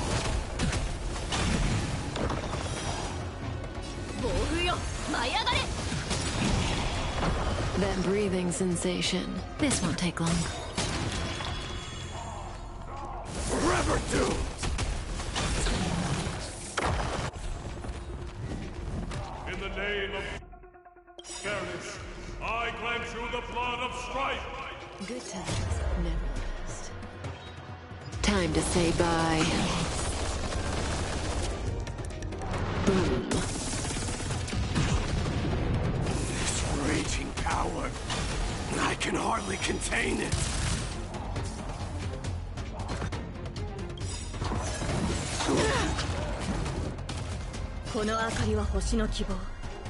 地を照らす命の証見るがいい。エクスカリバー Stand still.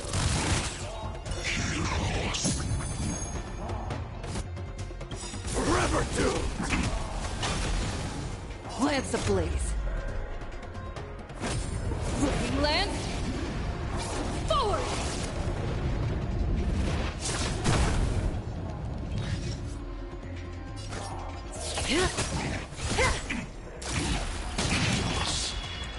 Taken, Kaifo! Defend the weak.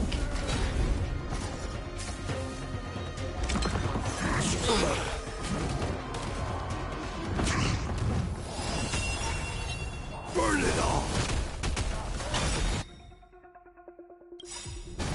Relax. Dying soul, face me. I allow you to accept your punishment.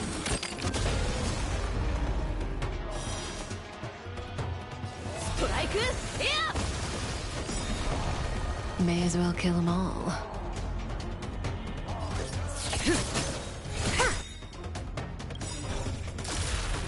Good times never last. Time to say bye. Boom.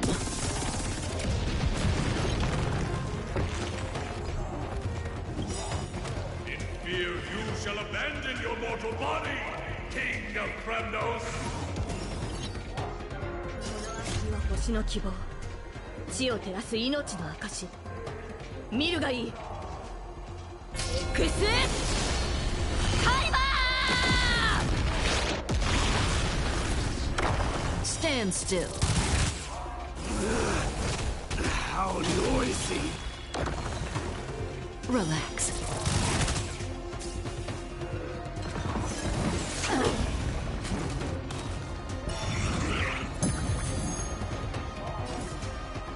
Taken, Kaifo! Burn it all. Fury upon you.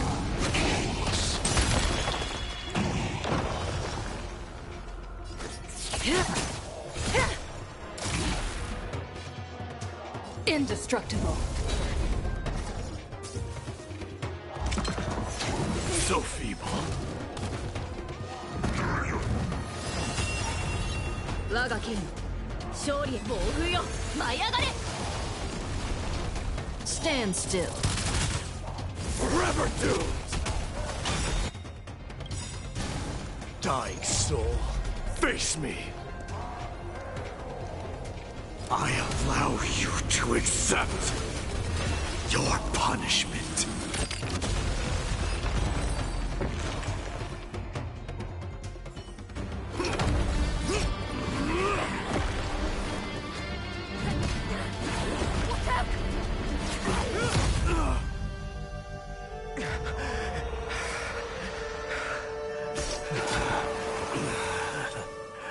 Found you.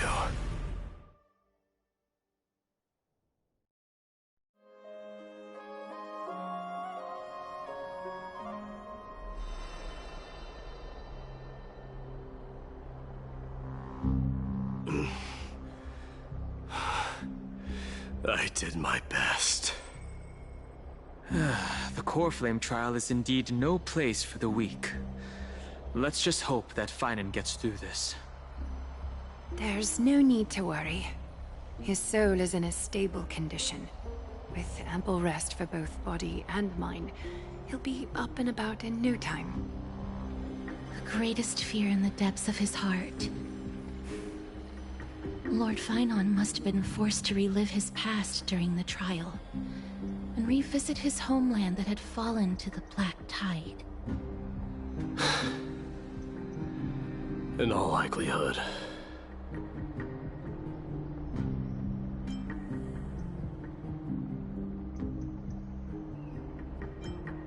Since coming to Amphorius, we have heard many talking about this Black Tide.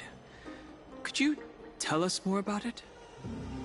It is one of the culprits that drives the people of Amphorius to madness. It was during the Era Bellica that this unspeakable thing first appeared, like a plague, alongside the 3 Titans of Calamity. Nobody knows where it came from or how it came to be. What we do know, however, is that it is steadily encroaching upon what little remains of this tranquil land, much like a rising sea closing in on an island from all sides. It is for this very reason that it became known as the Black Tide. Those who succumb to it lose their reason and humanity, becoming vicious, mindless monsters. Mortals are not the only ones susceptible to its influence. Even gods and titans cannot escape from it. According to Naias, Nikedor, though one of the embodiments of Calamity, also bears the responsibility of fending off the Black Tide. Perhaps that is also why Lord Phainon threw himself into the trial of strife so readily. But now, we must look for alternative means of igniting the flames of strife. So, Aglaya, what should we do now? You know very well the decision doesn't lie with me. As the successor to Krymnos, Mighty, you know better than anyone that if it was simply about emerging triumphant on the battlefield of strife, you and your people could manage it with ease. But ultimately, the heavy burden of divinity can only be borne by one. It is foolhardiness and indecision, not the unclaimed seed of divinity, that pushes this world into the deathly fog.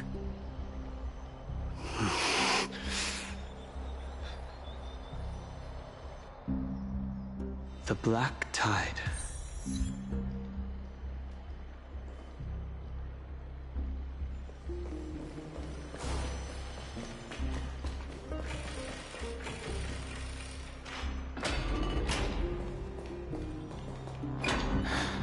An unspeakable thing of unknown origin. What comes to your mind when we put these keywords together?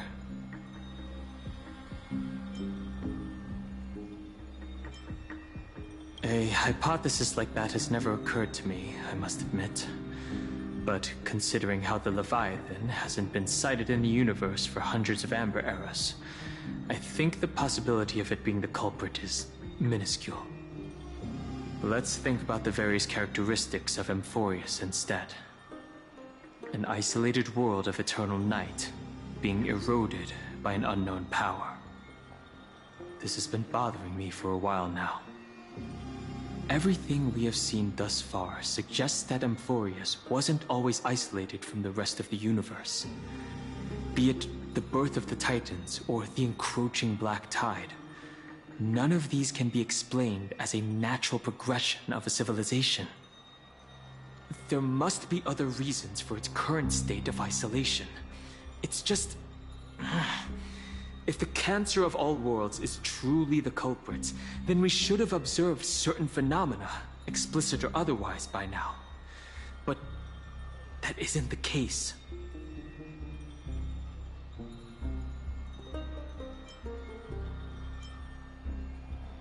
That's what I was thinking too. From past experience, Stellaron hunters are certain to appear on a world with a Stellaron. There are several other unanswered questions, too. My gut feeling is that things here are not as simple as they seem. Furthermore, what happened in Penacony also proved that the appearance of a world may not necessarily be due to the influence of just one path.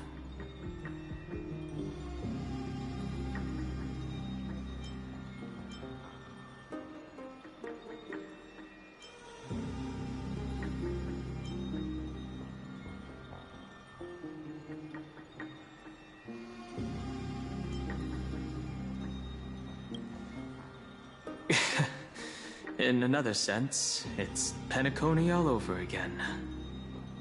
For now, let's just take things as they come. The Black Tide could be a good starting point. Since Nikedor has fallen, those who were suppressed by them will no doubt begin to counterattack now. It It seems our trailblazing expedition is growing in significance.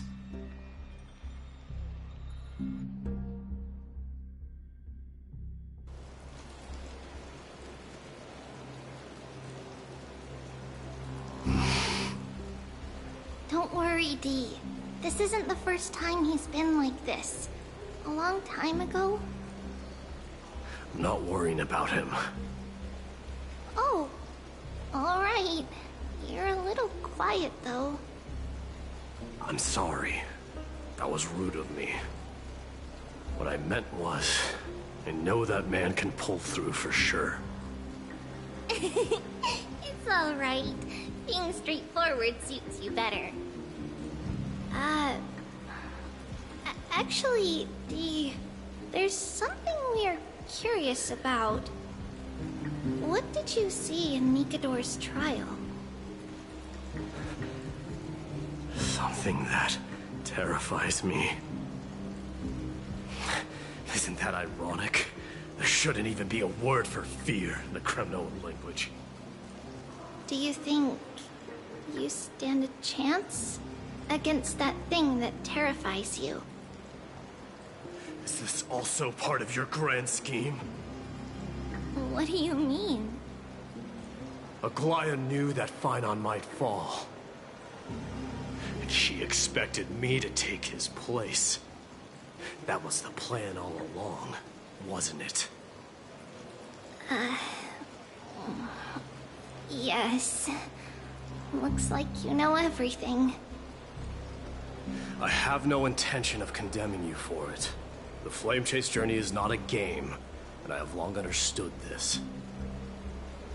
The downfall of strife, and the ever-growing threat that the Black Tide poses. If Circes and Ornyx are also impacted, ramifications will be dire. They are the only two Titans who are still lucid and willing to coexist with humanity. Regrettably, I do not hold the key to completing the trial.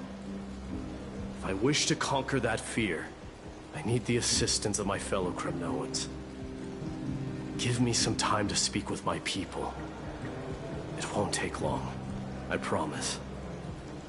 I see.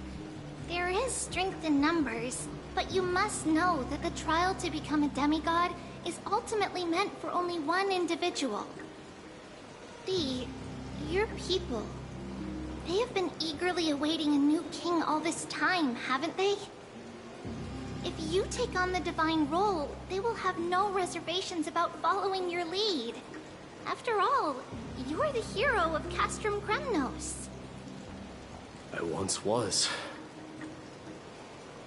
Lady Trebios. Therein lies my deepest fear. We'll talk again later. I'll be back. Dee? Regardless of what happens, we will always be there for you. Thank you. The person I'm looking for is probably in the hot bath. I should go take a look. The billowing steam always brings back memories of the furnaces in our homeland.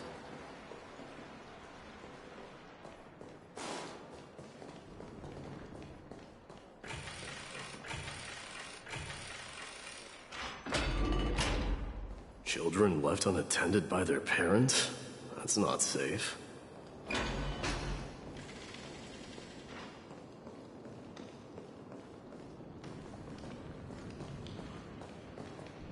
You shouldn't run around in here, kids. Hey! It's the Crown Prince! Are you also here for a bath? I want to hear stories about good feats on the battlefield. The Crown Prince. Are you Kremnoans? Yeah, we are! The grown-ups said we used to live next to the arena.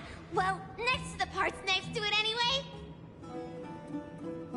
My dad is a centurion with the Hydra Lancers, and my mom is the bravest warrior in the God Shield Brigade. We used to get tons of silver coins from Mr. Crateros. My parents are serving in the Holy City garrison now. As warriors of Kremnos, they're braver than any Achaemen. Why are you kids here alone? Where are the grown-ups? Mom and Dad were asleep, so we snuck out to play hide and seek with Mr. Crateros. That old man can be such a child sometimes. Do you know where Crateros is? I happen to be looking for him. Sorry, I don't. Come to think of it, we haven't seen him in a while. Did he get lost while trying to find us? No way! Mr. Crateros is a member of the King's Aegis. He's the best at hunting down enemies. He was counting near Verax Leo when we went to hide. I thought about taking a peek, but who knows if it might be a trap he set. It was prudent of you to be cautious. So, which Verax Leo was he with? It's, just take a few turns after you go out from here. It's close to the bats. All right, I'll go look for him. You should consider the game over and head home for now. And don't play around the hot baths again. Wait, Your Highness! Is there something else? I heard you retrieved Nikador's core flame. Does that mean we get to go back home soon? Have you ever been to Castrum Kremnos? You were all born in the Holy City, and are living lives no different from the Achaemens. Everything you know about our people comes only from the tales of others. You have never even witnessed the blade in the sky with your own eyes. How, then, is a city you've never seen your home? Because this place is definitely not home. Mom and Dad told me that the children of Kremnos are born to wield swords and fight on the battlefield. They also said that the Kremnoan detachment led by the Crown Prince is the bravest army across all of Amphorius. No one can defeat them. The kids in the Holy City don't play with us. The moment they find out that our parents are Kremnoans, they shun us. We don't care. We all know that the Crown Prince will take us home one day. That time has not yet arrived. But, young men of Kremnos, heed my command. Return to your parents at once. From here on, you are to dedicate yourselves to rigorous training and a healthy diet. You must not neglect these two aspects if you are to become a brave warrior of Kremnos. Only by following this path can you be deemed worthy of returning home. Yes, Your Highness! The future of Kremnos. I should find Crateros.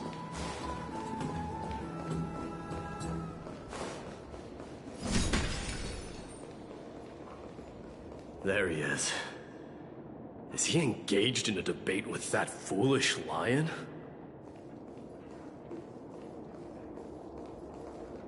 Rat! Oh, it's the Crown Prince of Castrum Kremnos. Get a grip. We're here by order of the Council of Elders. Even the Chrysos heirs have to think twice before doing anything to us. Out of my way, lackeys of the Council. The Civil Guard of Achaema is on official duty. Please keep out of this area. Calm down, my lord. Play nice. Don't make me repeat myself. I'll allow you to pass this time, but just this once. So, you think yourself knowledgeable? Then here is a question for you. Do you know how Chrysius Leo in Castrum Kremnos came to be mounted on the wall?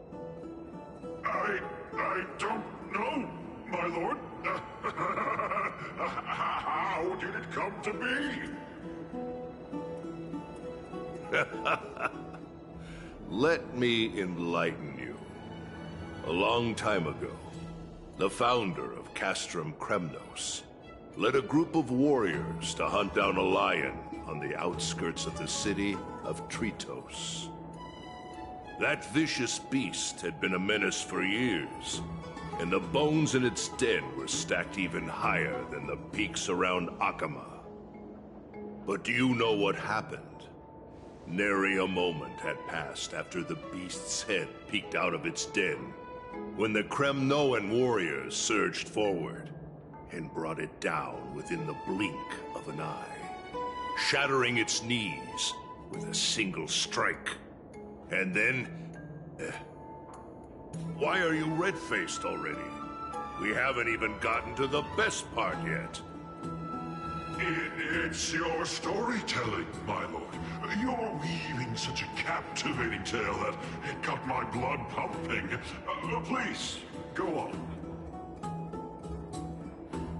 Well, if it isn't Lord Mighty. It's been a while.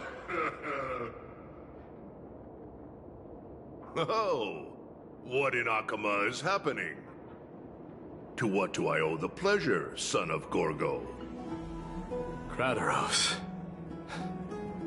My esteemed teacher. Let's talk somewhere else, Mighty Mos. I'm tired of speaking with this silly lion. What about the Council's informants? Those two hyenas are nothing but scavengers of rotten meat. They couldn't bite even if they tried. They can follow us if they want to. Let's go.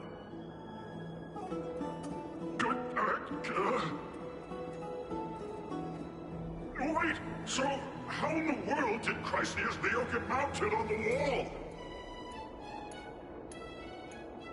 Keep up with us, you hyena. Oh, sorry. I meant officers. Hey, old man, how dare you? Calm down. Calm down.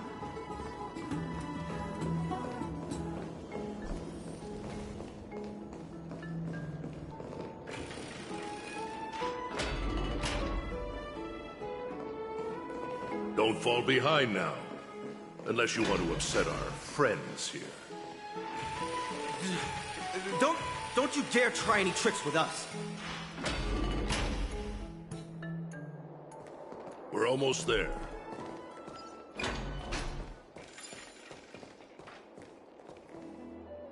Why have you stopped? This is a nice spot for a private chat. Shall we, sir? Let's do it. What are you up to? Someone help me! Some privacy at last. So, tell me, why have you come to seek this old man's counsel? I came to discuss the future of the Kremnoans. Interesting. I heard the core flame of the Lance of Fury has been restored, though not by your hand. And you're even considering giving up Nikador's divine power. Is this true? Those rumors are not entirely groundless.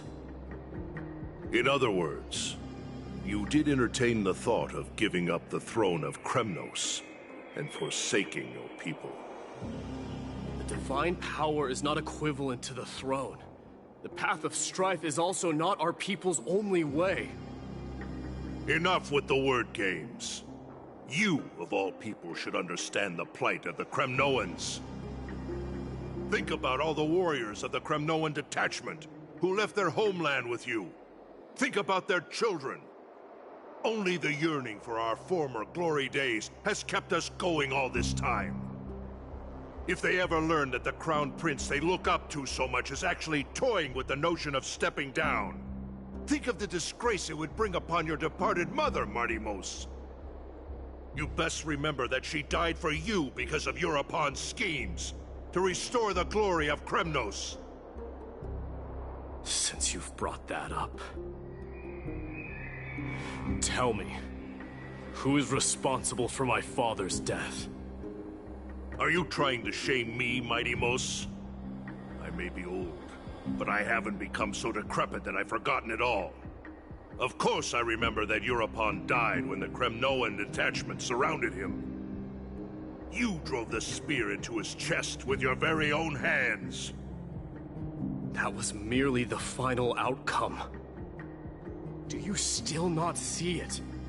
What led my parents and our people to their downfall is none other than the strife we speak of. The quest for glory. The tenet of valorous death before glorious return. This is the creed of every Kremnoan, no matter whether these beliefs are justified or not. Don't be ridiculous. The only thing that could slay a king is a spear. Even an infant knows that much. I swore to your mother that I would guard your crown with my life. I never foresaw that the son of Gorgo himself would be the first to turn his back on the Kremnoan spirit. Gorgo. Your mother bore that name. The name of the great founder of Castrum Kremnos. And she upheld that name with honor. If you choose to turn your back on her legacy, like a wretched deserter, do not fault me for withholding my loyalty, Mighty Mos. I came to discuss the future of our people with you. But it appears this is not the right time yet. Go, Mighty. Ha! That's what those Chrysos heirs call you, isn't it? Go down the path you have deemed correct. Deep down, you have always been one to do as you please. And I am well aware that no one can deter you once you've made up your mind. But don't you ever dream of renouncing the traditions of Kremnos. We may reside in Akama now, but we remain eternally bound to strife by blood. Bloodlines no longer hold any significance in this era of destruction. My young lord, always bear this in mind. Never reveal your vulnerabilities to anyone. A lion should never dwell amidst its prey, especially when it wields power enough to dominate the entire hunting ground. Europon, the boy did nothing wrong! This is murder! Do not sully the noble name of Kremnos with the blood of an innocent child. You mustn't reveal your weaknesses to the enemy. Enough! My decision is final. We must use this child's life to preserve the soul of the great Nikador. We must save Castrum Kremnos. Don't be absurd! Those tiny hands lack the strength to even lift a spear. Do you truly believe him a threat to Castrum Kremnos? You'll be ending the bloodline of Kremnos if you do this. Our millennia-old glory will become nothing more than a joke. Have you forgotten that we Kremnoans place no value in bloodlines? It is through pure bloodshed and slaughter that the kings of Kremnos have ascended to the throne. As for our millennia-old glory, it has always been a joke in my eyes. Glorify it all you want, but it will not alter the nature of slaughter. Those who revel in it are but murderers. They are no more noble than the most monstrous beasts in Amphorius. Enough with your words! Among all the kings of Kremnos, which one did not inherit the crown only after plucking it from the lifeless body of his father? But listen to yourself now. Do you truly believe you can cleanse the blood from your hands through mere words alone? Nay, quite the contrary. I will end this cycle of bloodshed. Starting with this child. With these blood-stained hands, I will end it all! Your failure is inevitable, Europon. You are just a coward who can only raise his blade against his own child! A beast that murders his own kin. King's Aegis! and efforts of Kremnos! You cannot sit idly by and watch this atrocity unfold! If you consider yourselves the honorable sons and daughters of Gorgo, then take up your spears and join me in putting an end to this bloody charade! Does anyone else have any objections? If so, come forward with your spear and prove your mettle! Understood. 5, 4, 3. No one dare stand by my side. Cowards! Has that crown stripped you of your courage? 2.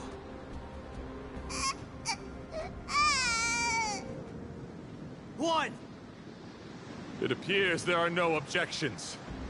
Then, in accordance with the Kremnoan Council's principle of tacit consent, the decision is final. With all present as witnesses, this child shall descend into the Sea of Souls, where he will nourish the Lance of Fury and join the fallen heroes. May fate and the gods await your arrival. My son, Mighty Mouse. Stop! If you have more to say, then speak. On account of the life we have shared together, I grant you this one final chance. With the blade of fury above us and the council bearing witness, I, Gorgo, hereby move to challenge the crown in accordance with the laws of Kremnos. O unworthy king, in the name of the Council of Elders, I demand that you duel me! Very well. We shall see who the Kremnoan blade strikes down. Mightimos, my son. They all tell me to forget. But how could I ever? The son of Gorgo will be crowned in blood. If there is no Kremnos without the crown, then I shall seize the crown and smash it to pieces to bring the people to their senses.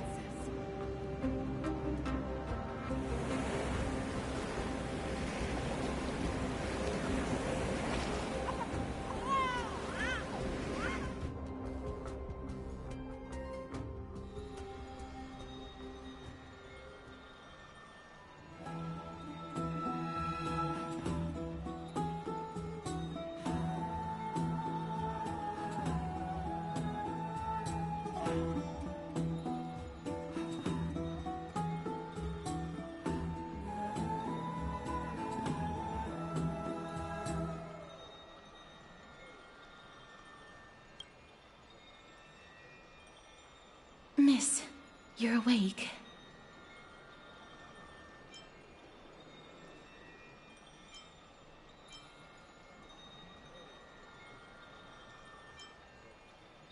Is the room too cold? I apologize for arriving uninvited. I saw that you were still asleep, so I took the liberty of waiting nearby. I bring a message from Lady Aglaya. She has prepared a gift for you and Dan Heng, and wishes to present it to you in person.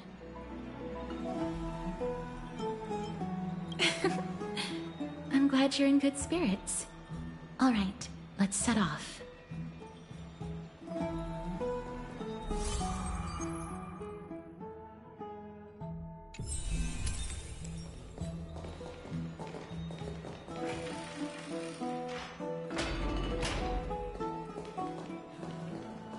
Are bustling. Now that Nikador has fallen, the soldiers in the city can finally catch a break. I don't know how long I'll be able to live like this.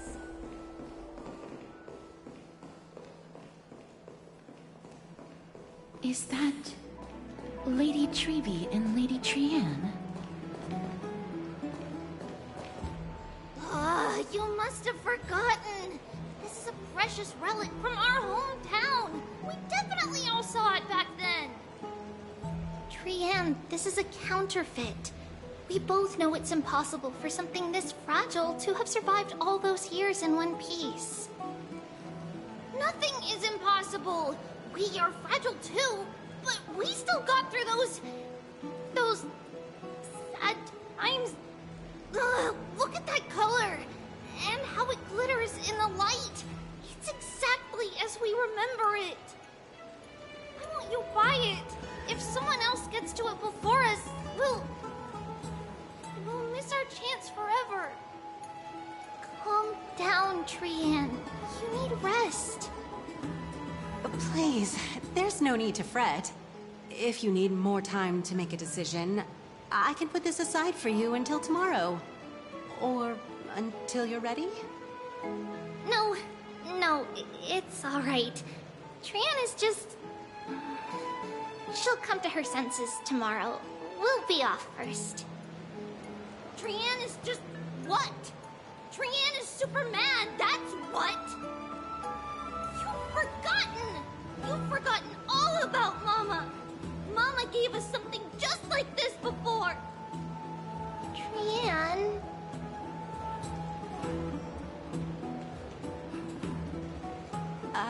See you tomorrow? I hope you two patch things up soon. See you tomorrow. May the winds of fortune bless you.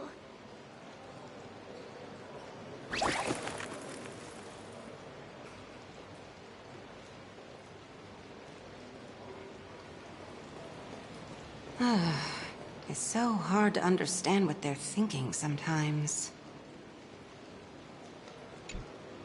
Excuse me, if you don't mind, could you tell me what Lady Triby and Lady Trianne were discussing just now? Oh, it's Miss Castoris. It's been a while. Well, honestly, I'm not quite sure myself. See, I have a little hobby of collecting handicrafts. Some time ago, I found this trinket being sold at the Marmorial Market, and bought it to use as decoration at my stall. When Lady Triby and Lady Trianne walked by earlier, Lady Trianne happened to catch sight of it, and promptly insisted that it was a precious memento from her hometown. But Lady Triby believed it to be a counterfeit. She said it couldn't possibly be from Yanisopolis. The likelihood of such fragile glassware surviving the Chrysos War is simply too low. For some reason, Lady Trianne became awfully upset after hearing that. I see. Madam, would you mind selling this trinket to me? Certainly. It's just... if it truly is a relic from Yanisopolis, it could be worth a small fortune. Miss Castoris, I'm running a business here after all, so... I understand. Feel free to name your price.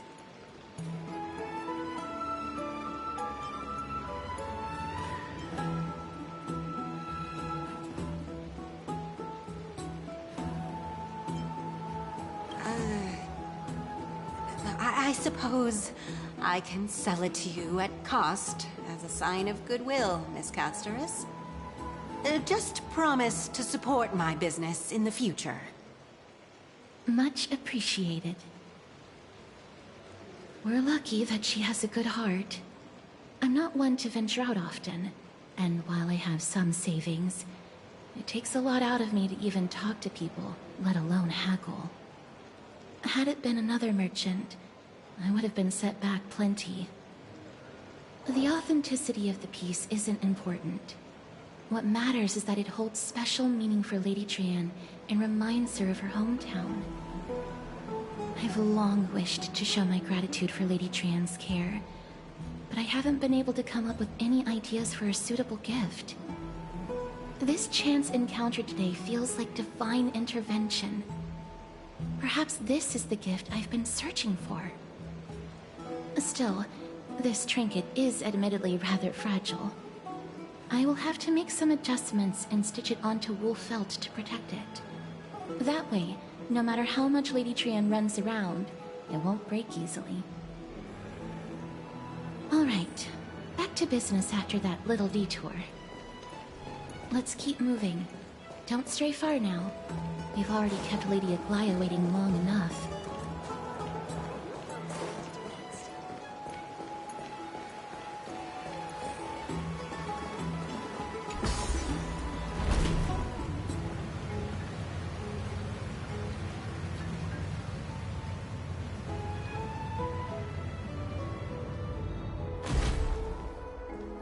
It seems your friend arrived before us.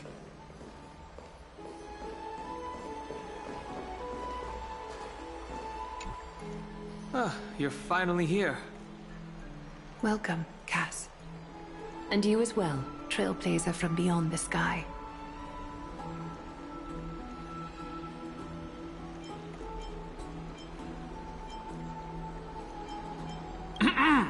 I'm sorry about my companion's behavior.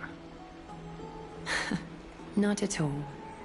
It's good to see you bouncing back with such energy after that tough battle. For all that has happened, it was never our intention to drag you two into the battle against Nikador and jeopardize your safety. To express our gratitude for your kind trailblazing endeavors, we would like to present you with the highest honor of Akima. This is the Dew of Divine Blood, brewed from crops nourished by the blood of the Titans. It is said that only 12 bottles existed. The last 3 bottles are now being kept in the treasure vault of Akima. Back in the days of prosperity, cities fortunate enough to acquire it regarded it as one of the greatest treasures ever. Unsealing it during a ceremony held in honor of 2 cities' diplomatic ties was the highest form of respect one could show the other. And now, in keeping with tradition, Akima dedicates this drink to our esteemed guests from beyond the sky in appreciation of what you have done for us.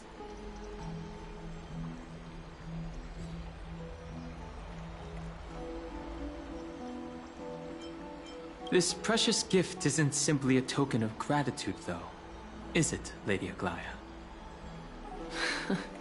Very perceptive, Mr. Dunhung.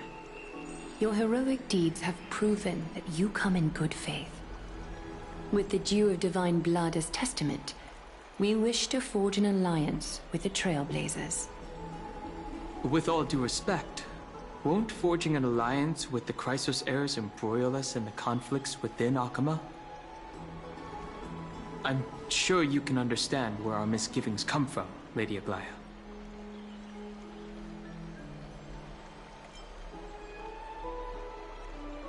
Wow, you seriously took a liking to the gift. Having said that, Lady Aglaya, please don't misunderstand. We will still do what we can to assist you in the Flame Chase journey. It's just... I've heard of the friction between the Chrysos heirs and the Council of Akima. As outsiders, we are wary of getting caught up in this conflict. Wow! Gray and Danny have sharp eyes indeed. You'd make outstanding members of the Twilight Courtyard. No need to worry, by the way. I can tell from Lady Aglaya's tone of voice and micro-expressions that she's being genuine. Not only are you guests from beyond the sky, but you've also done so much for Akima. You're practically heroes to us all. Lady Aglaya would never subject you to Aquila's judgment. Huh? You are... Hyacinth. Thank you for taking care of the wounded of the past few days. Oh, it's no trouble at all. The patients are very cooperative when we attend to them. I'm just thrilled to see them all going home healthy again. Oh, it's Cassie! Oh, I've missed you.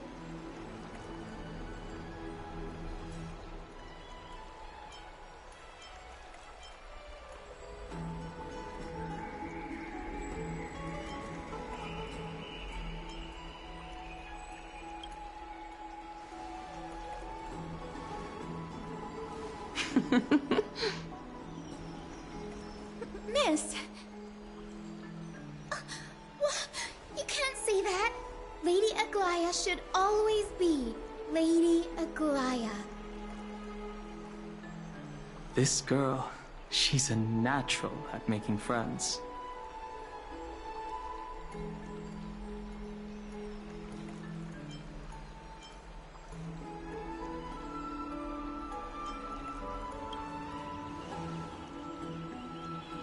I'll let you take it from here then. As an acolyte of Aquila, I'm here to bring healing light to the world. Plus, I've heard you're also children of the distant skies. Fate must have brought us together. Can we be friends? I'd love to hear your tales of the sky. And oh! It's a rare occasion that Akama presents such an invaluable gift to guests. Lady Aglaya, may I have the honor of tasting it too? Of course you may. Esteemed guests of Akama, please believe me when I say that this gift carries no hidden agendas. As for the matter of the Alliance, you need not give me an answer here and now.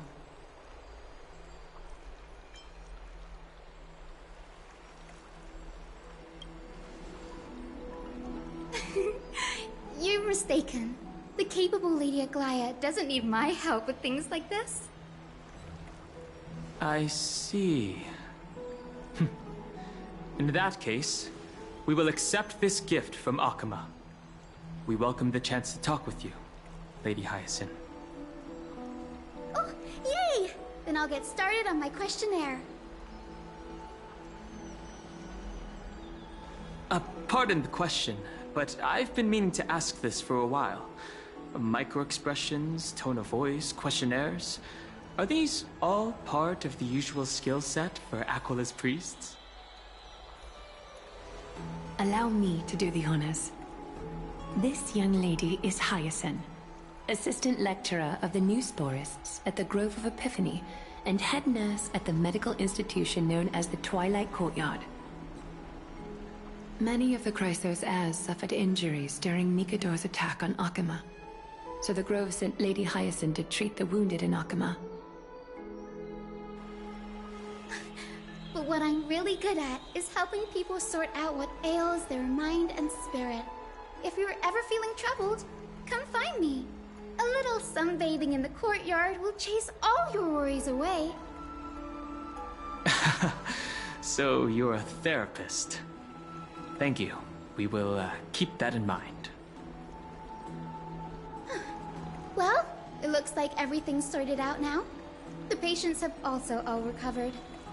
I think it's time for me to head back, Lady Aglaya. I would love to keep you in Akama for a few more days, but I would hate to provoke the ire of the Grove.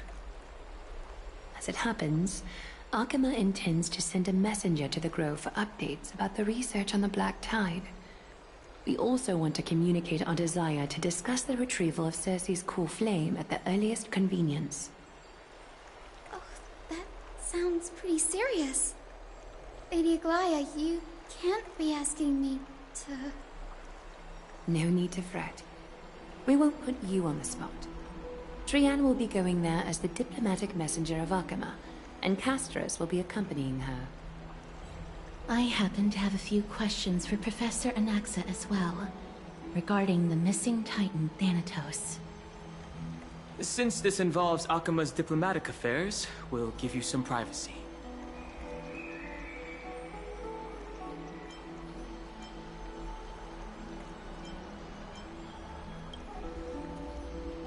If you're not keen on just sitting around, Miss Trailblazer, why not go with him? The Grove is a picturesque place, perfect for sightseeing. That's a wonderful suggestion. Come visit the Grove, Grady. I'd be delighted to show you around. Sounds good. Gaining more insights into the customs and geography of different regions of Amphorius is also part of trailblazing. In that case, do bring this spindle along with you. This tool, called the weft, is used to spin thread, and has been passed down in my family through generations. Though it doesn't see much practical use nowadays, it's become a symbol of great significance. In this respect, it is the perfect token to represent my will. If you encounter trouble at the Grove, just take this out and show it to them. While you're in the Grove, the golden thread of the weft can also render all things around you visible, regardless of whether they're corporeal or not, allowing you to see things as I would. Castorus knows this too. Make good use of it. Trian is already waiting for you at the outskirts of Okima, so I won't keep you any longer. May your journey be smooth.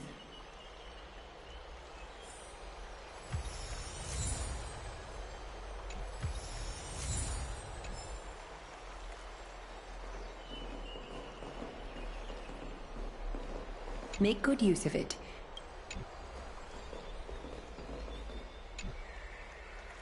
I'm glad to be in your company again, miss.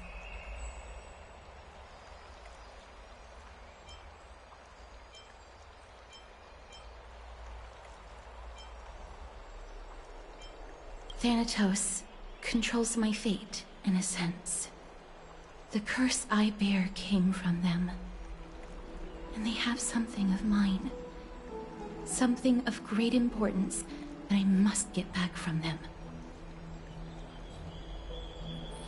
When I was studying at the Grove alongside Phynon and the others, Professor Anaxa was responsible for teaching us about the Chrysos heirs and the Titans. That's also when I met Miss Hyacinth. She was Anaxa's teaching assistant then. The Grove of Epiphany is Akima's partner academy. They look after the core flame of Circes and are the organization at the forefront of researching phenomena such as the Black Tide and the Titans. They also provide academic research support for the Flame Chase journey. Several Chrysos heirs are based in the Grove, including Miss Hyacinth and Professor Anaxa. Oh, I came here with a colleague from the Twilight Courtyard.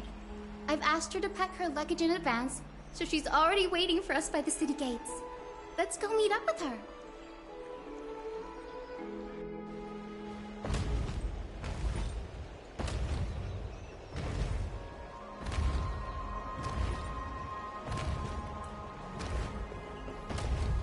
Look, there she is! And Lady Trian. But who's that they're looking at?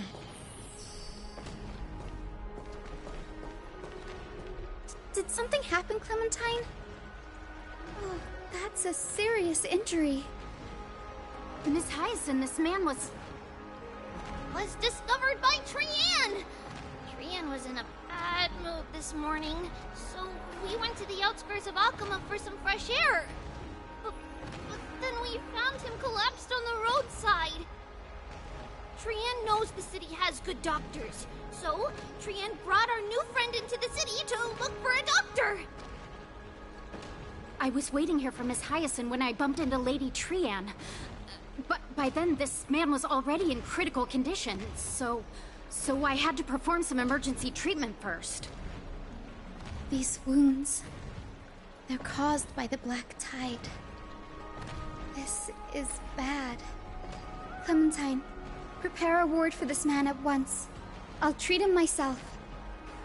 It's a miracle he's still alive, considering how badly the Black Tide injured him.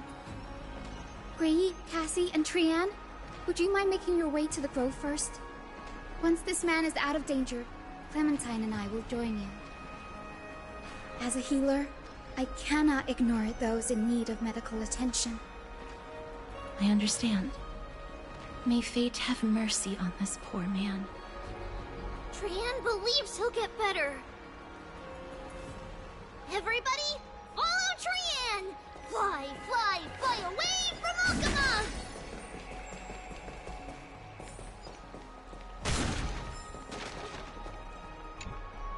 Down this road we go, to the skies we fly, leaving Okima behind! Little Cass, little Gray, are you ready?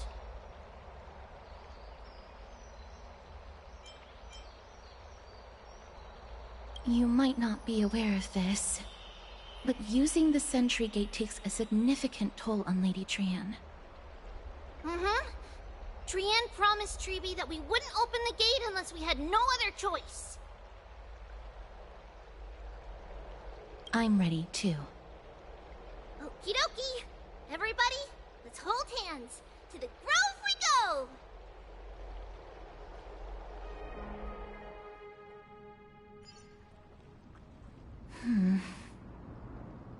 It's harder than I thought to sew gemstones onto Wolfeld. Cass memmy memmy mem. Memmy mem mem mem. Mem wants to try sewing. Here, why don't you give it a go? Memmy mem mem memmy mem. Memmy memmy mem mem mem mem mem. It's hard not to like Mem when they're so adorable. Oh, this is amazing. It seems as if their voice has become more intelligible after the battle with Nikador. After spending the last few days together, I feel like I'm gradually gaining the ability to understand what they're saying. Even if it's just a little. Mem mem mem mem memmy mem mem. Memmy mem mem memmy mem mem mem. Memmy mem mem mem mem mem mem mem.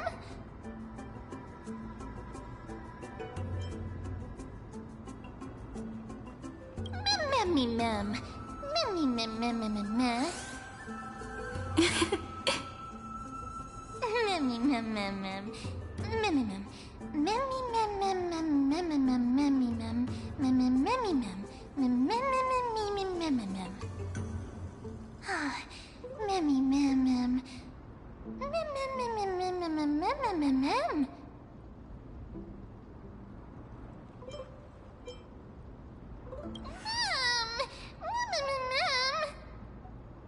Cute. Is everybody awake? Little Gray, little Cass, and a little pink puppy? Puppy? Memmy mem mem mem mem mem. Memmy mem mem mem memmy mem. Mem mem memmy. It's already action hour. Lady Trian, I hope you're well rested. You were talking in your sleep. Did you dream of many things? Sleep talking? What did Trian say? Something like, Mommy, doll with sword, let's fight together. We'll be brave. Ugh, it's so embarrassing. Please don't make fun of Trian. Of course not. Wasn't Lady Trian's mother also the Holy Maiden of Yanisopolis? Mama was the strongest holy maiden in all of our history. She also gave us the prophecy of deliverance. And she had red hair that looked like a cute red mushroom. But Trian can't remember what Mama looked like anymore. Not even in the dream just now. Memmy mem. Memmy mem mem mem memmy mem mem.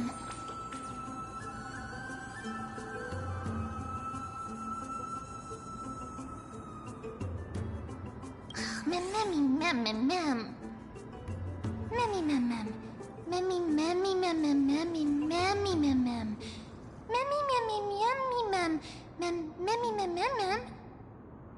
Memmy mem memmy mem mem. Memmy mem mem mem mem. Mem mem mem mem mem. Boom. Memmy mem mem mem mem mem. Memmy mem mem.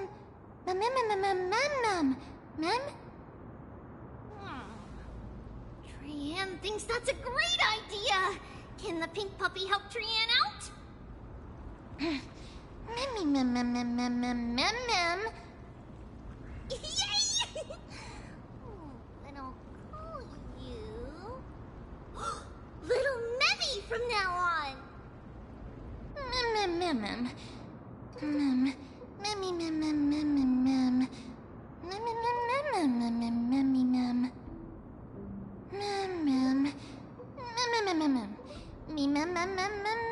Mem.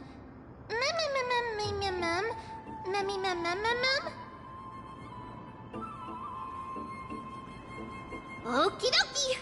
Trian remembers that we need to help Aggie ask the big tree whether Circes would be willing to visit Akama. If we follow this woven trail and keep going upward, we'll reach the grove in no time!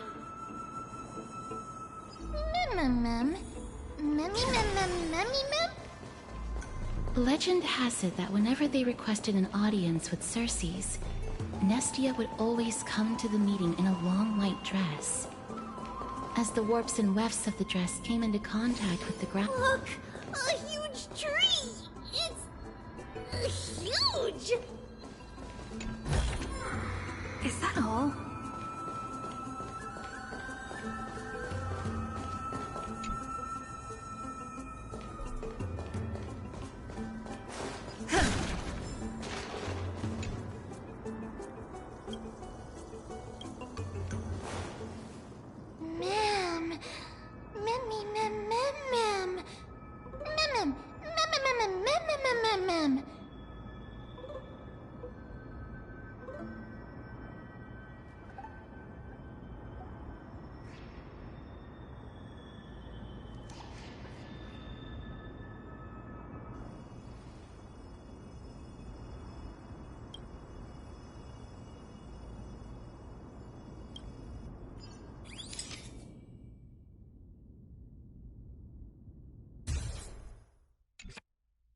I never fail to impress. This photo deserves an award.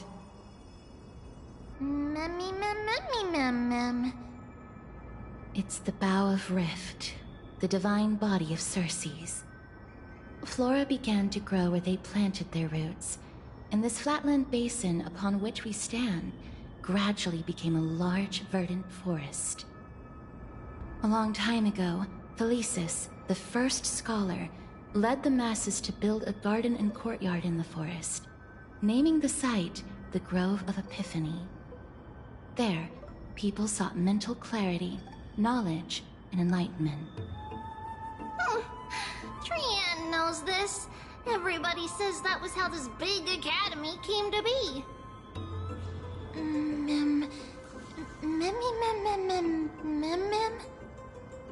Something feels off.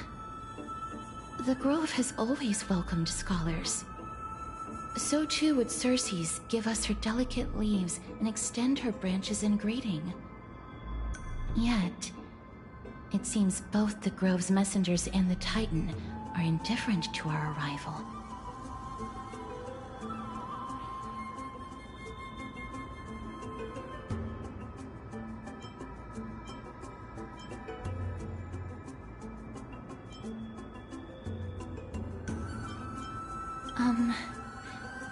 Please don't speak such words once we're in the confines of the Grove.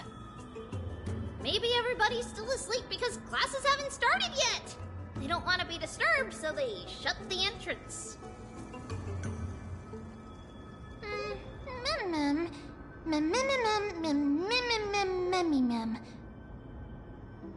This place is too quiet. What in the world is going on?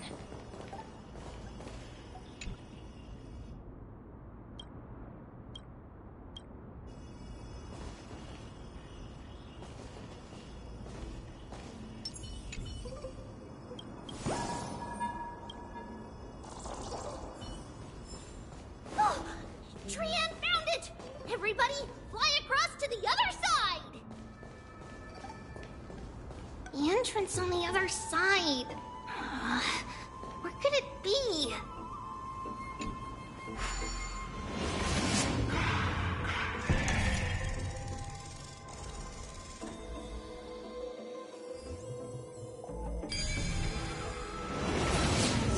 Progres' eyes are so sharp! I knew you would find it. The courtyard of Storgi should be just ahead of us.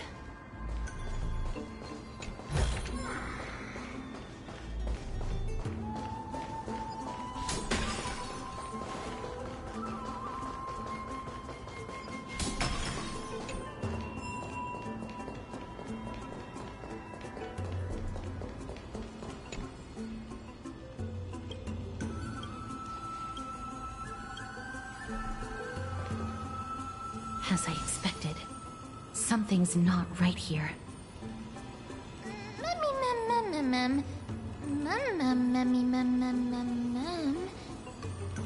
Not to mention that this whole place is also eerily quiet.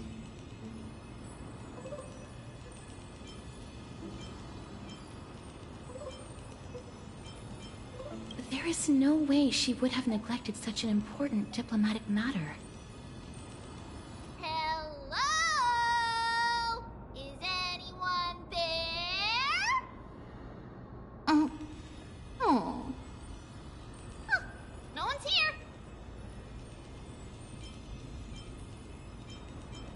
I have an idea. Lady Trian, could you lend me that golden spindle? Do you remember? Lady Aglaia said this. While you're in the grove, the golden thread of the weft can also render all things around you visible, regardless of whether they're corporeal or not. This is achievable because the grove is not only where the roots of Circes are, but also where the chrysalis of gold manifests. Oh, Nestia, with the weft as my vow, I beseech you, entwine my body with your golden thread and affection.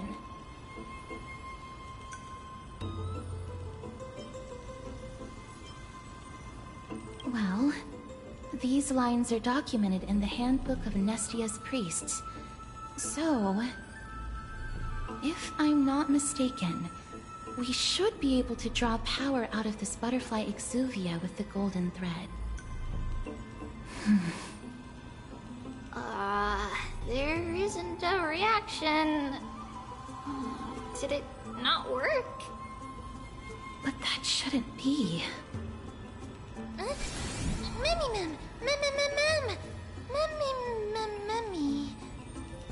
Is that a white dryad?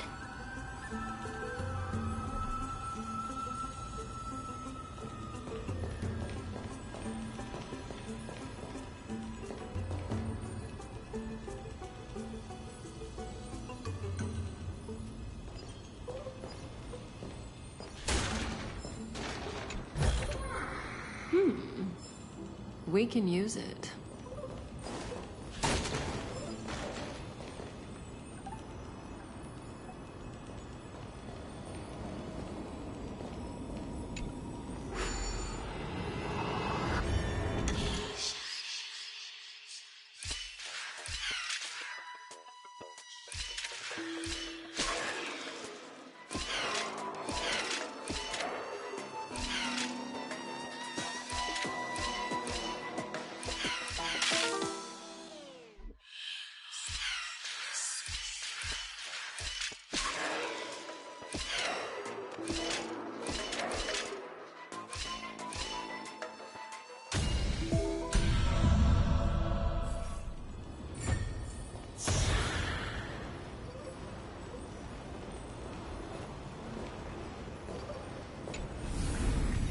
No surprise there.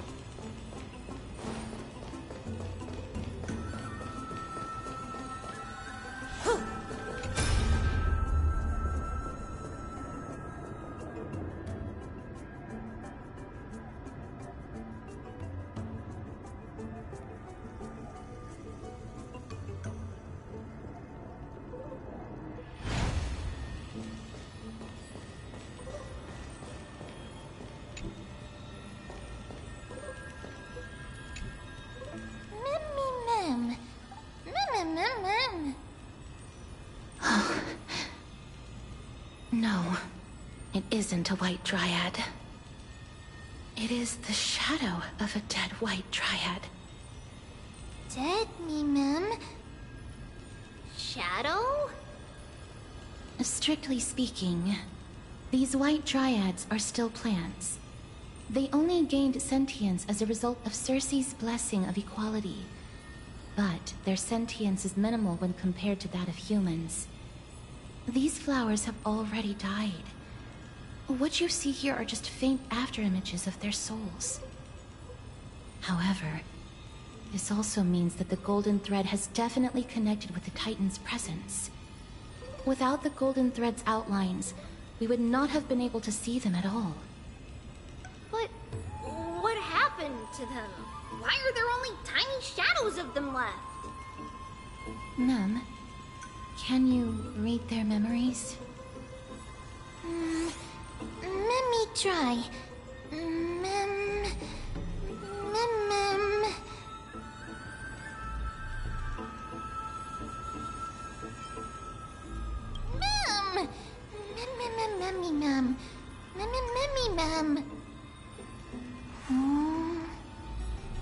Black cloak, sword towards the great tree.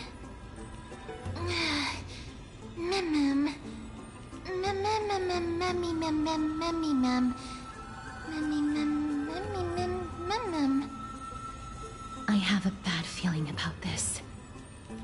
The deathly fog of Thanatos is fast approaching. Oh! Trianne will be on high alert!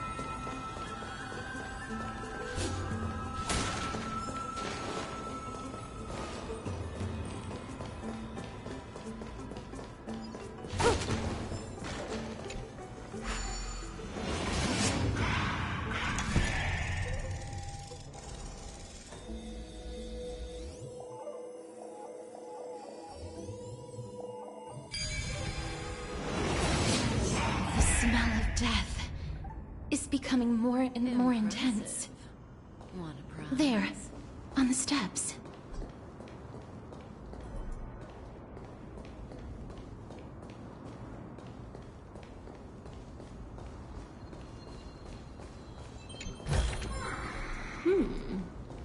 We can use it.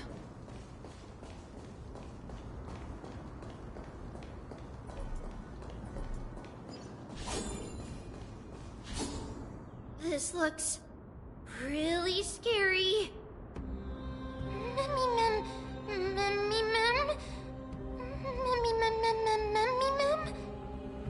No, it's neither of those.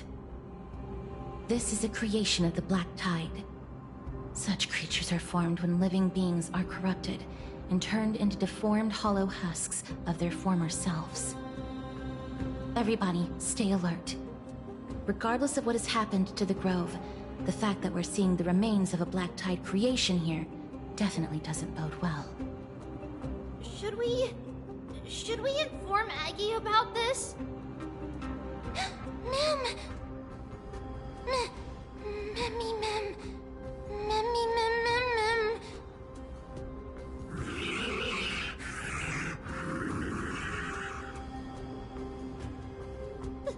The monster is alive! Trienne will protect everybody! Trienne, please hide behind us. Miss, let's do this.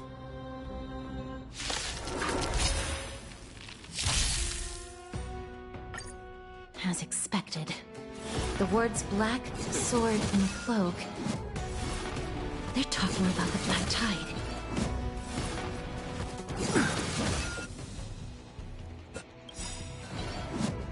Abyss flower, bloom. Good times never last. Time to say bye. Boom.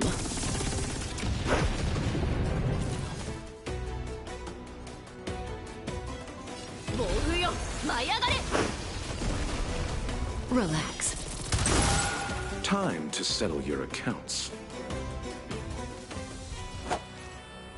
Receive divinity. Thanks. You're too good to me. That which is seized must be repaid.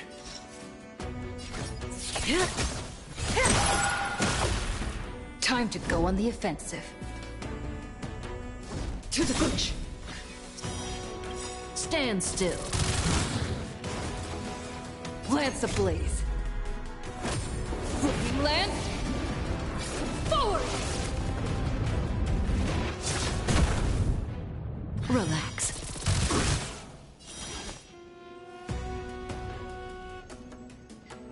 Strike! Yeah!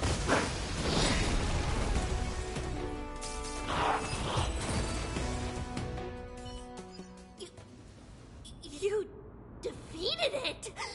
Little Gray! Little Kaz! You're so strong! Memmy Mem Mem. Memmy Mem Mem. Memmy Mem Mem?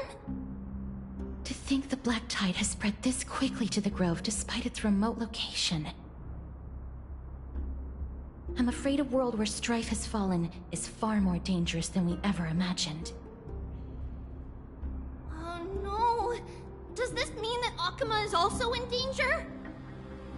Looking at this mess, it seems the scholars at least succeeded in fending off the first wave of attacks. But at what price?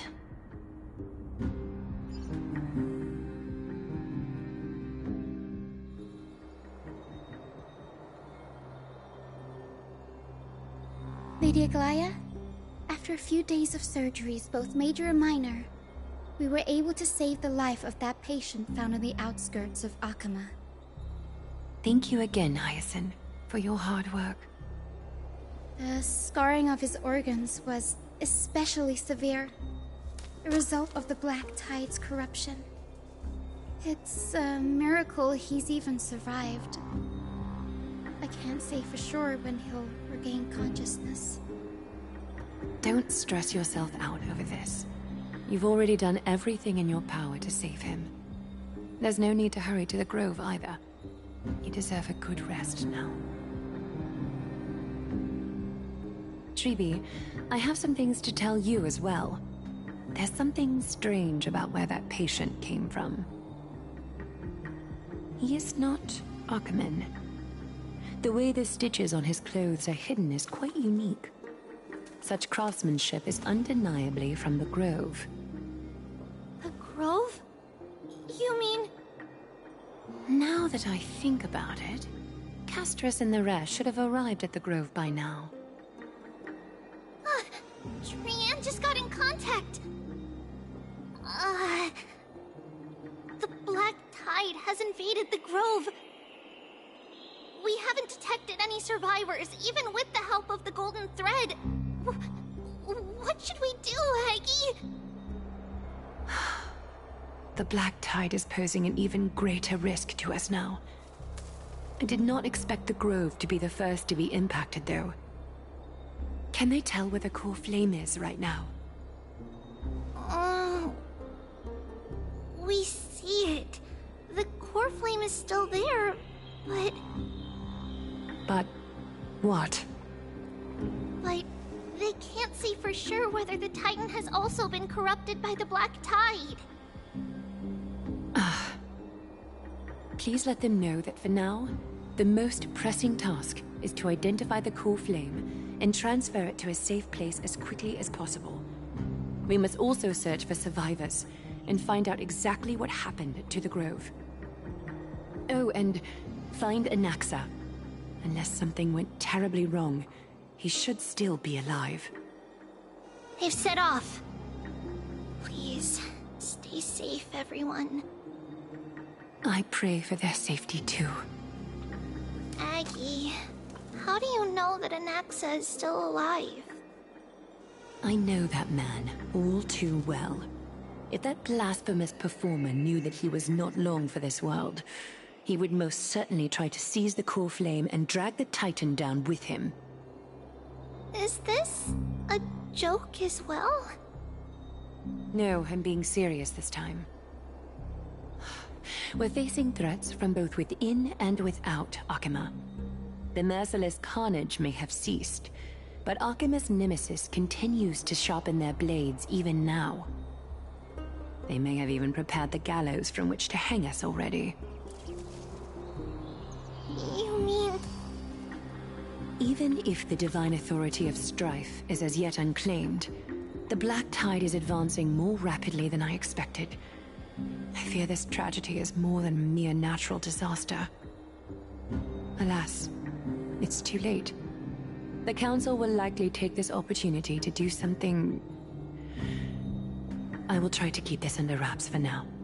But you must also take care and be prepared for anything that may happen.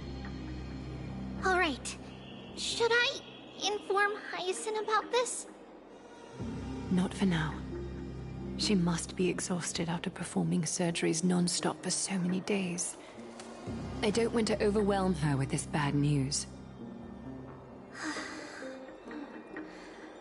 We can only hope that the Grove weathers this crisis with as many survivors as possible.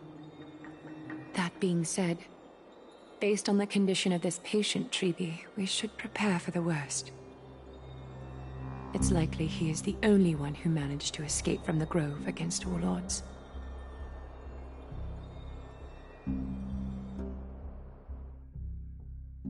Everything will be fine. The people at the Grove are really smart. They'll definitely be able to chase away the Black Tide.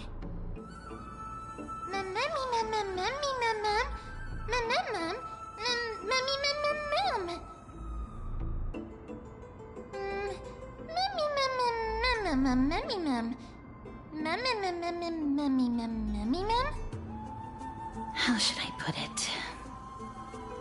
Lady Aglaia doesn't trust Anaxa at all, I'm afraid.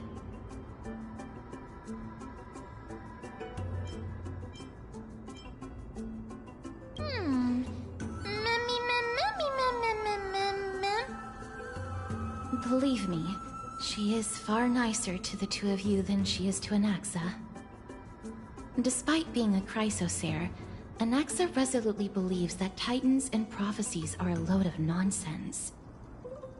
During our regular citizens' assemblies, he always votes to oppose the Flame Chase journey.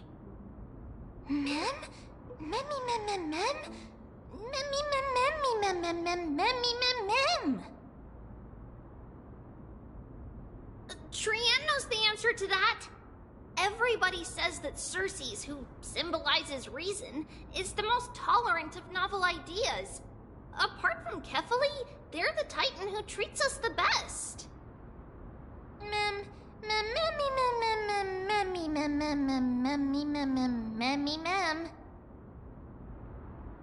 Yes, That is how we formed an agreement with these Titans who bear no harm toward humanity. If they agree to support us on our flame chase journey, we will wait till the final moments of the journey to restore their core flames. With the exception of Voronix, that is. They didn't lend us their power willingly. Memmy mem memmy mem mem memmy mem mem memmy mem memmy mem mem mem memmy mem mem mem memmy mem. That is true. It's also fortunate that these gods weren't corrupted by the Black Tide and did not descend into madness. Trian believes Circe's will be alright. After all, everybody says that the people of the Grove are really smart. So, Little Gray and Little Cass, just leave the task of finding Anaxa and everyone else to Trian. It's easy for Trian to look for people because we can fly. Good idea. In that case, please bring the weft along with you, Lady Trian. The golden thread will be much more effective from up above. Please promise us that you'll take care of yourself. Okie doke. If Trian gets in trouble, we'll look for all of you. In return, if you get in trouble, remember to call for Trian, okay? We'll come right over and open the gate for you. That's the other thing I wish to mention. Do not open the gate unless you have no other choice, Lady Trian. Your body is not in good shape at the moment. Okay. We will keep that in mind. Trian was just trying to help. Of course, we know that. After all, Lady Trian is a demigod, the most powerful among all of us here. Remember all those brave heroes in the tales you've heard? They would always save their strength until the very last moment. That way, they could ensure that nothing went wrong with their plans. Isn't that right? Mm-hmm. In that case, brave Trian shall clear the way for all of you. Memmy mem memmy mem mem. Memmy mem mem mem. Memmy mem mem mem mem mem mem. Mem mem mem.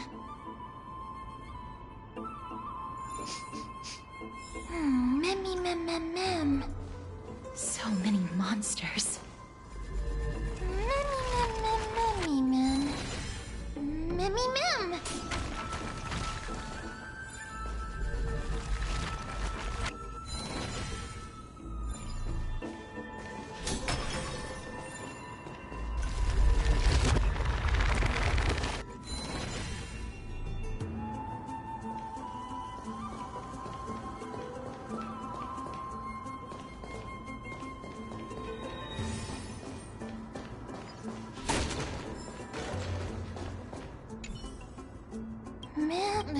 Memmy mem. Memmy memmy mem.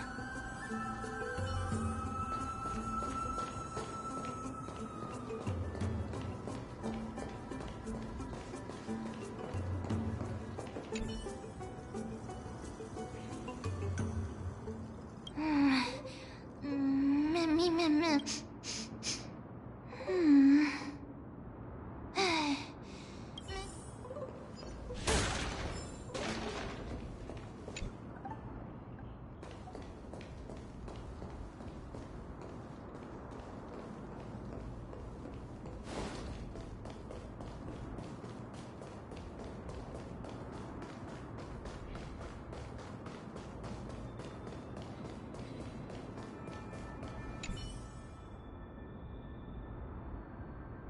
Memmy mem. Mem mem mem. Memmy memmy mem. Mem memmy mem mem. Mem mem memmy mem mem memmy mem. It could be because when a life is devoured by the Black Tide, it loses its soul.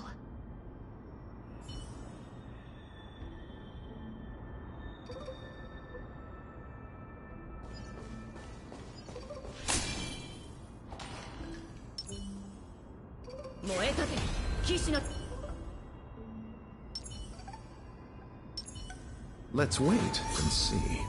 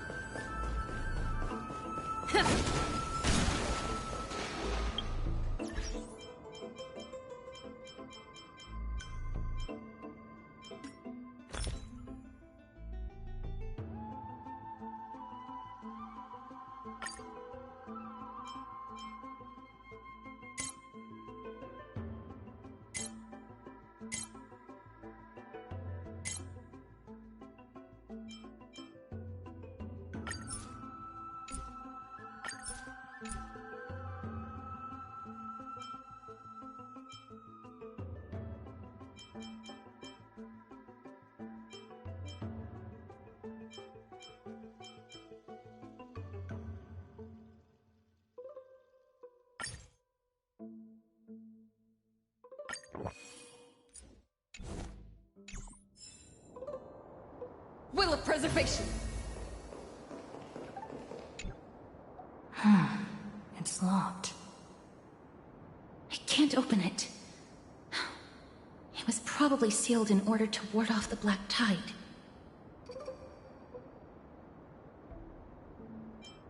Save your energy.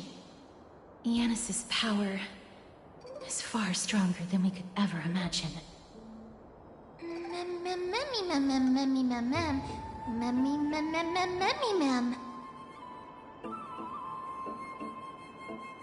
Are you serious?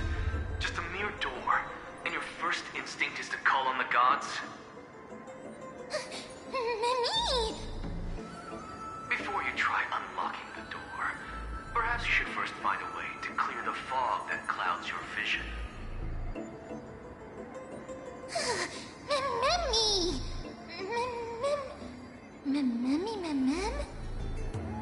My name is Anaxagoras, one of the 7 sages of the Grove of Epiphany, and the founder of the New Sporists. Before we go any further, rule number 1. Do not call me Anaxa.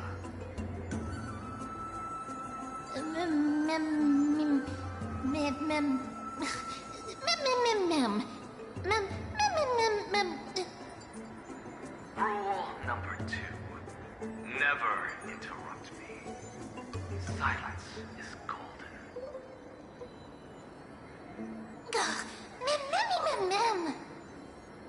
The person standing here and conversing with you right now isn't the vestiges of a memory.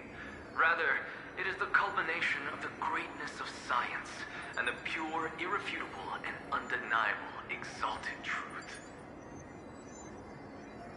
Through the wonders of alchemy, I have shattered my soul and transmuted it into gold before burying it in this spot. I have recorded these words so that visitors may learn where their next destination lies.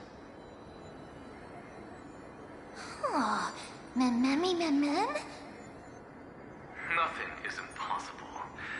Having said that, alchemy is not omnipotent. Each time you hear from me, an equivalent part of my soul is being consumed as the price. In other words, this voice isn't created out of thin air.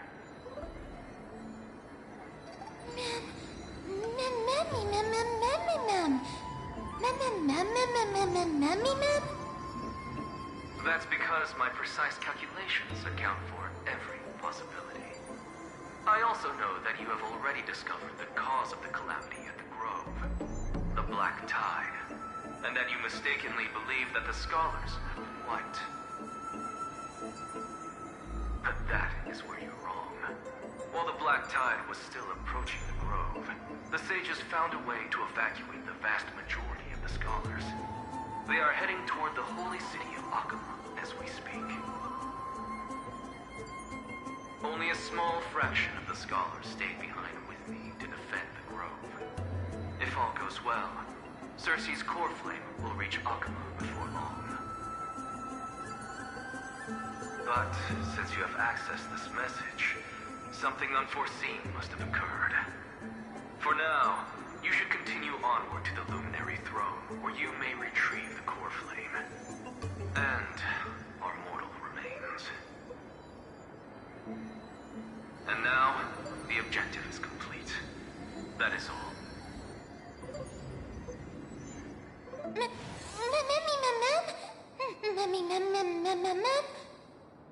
Miss, judging from your reaction, you must have found a useful memory.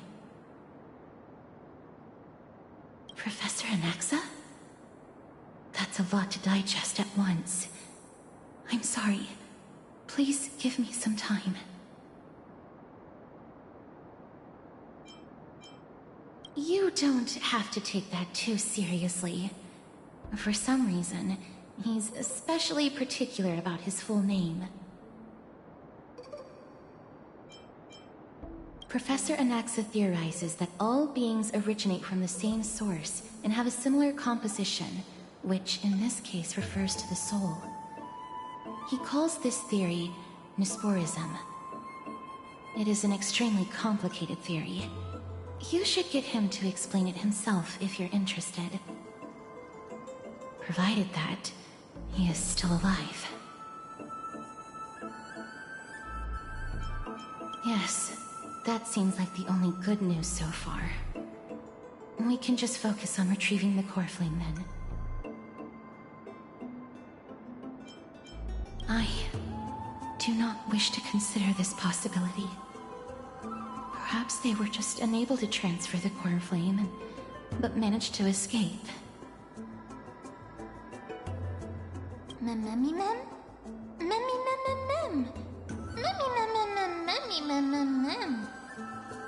It is located at the top of the giant tree, and is where Circe's core flame is kept. According to Anaxa, the core flame should still be there. But making our way there won't be as simple as the professor made it sound.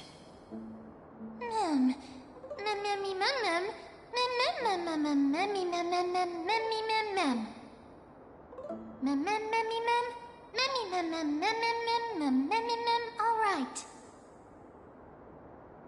Right. Let's see whether he left any similar directions for us along the way.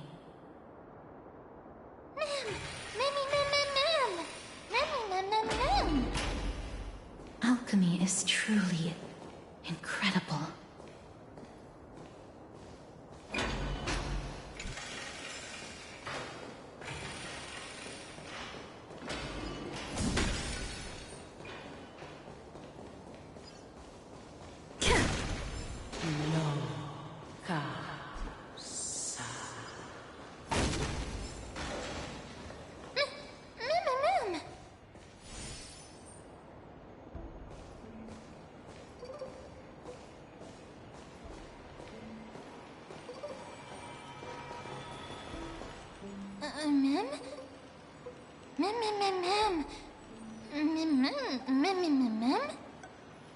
No, you didn't imagine it. I heard it as well. I'm afraid that someone's probably nearby, as we are unable to ascertain whether they are friend or foe. We better remain cautious.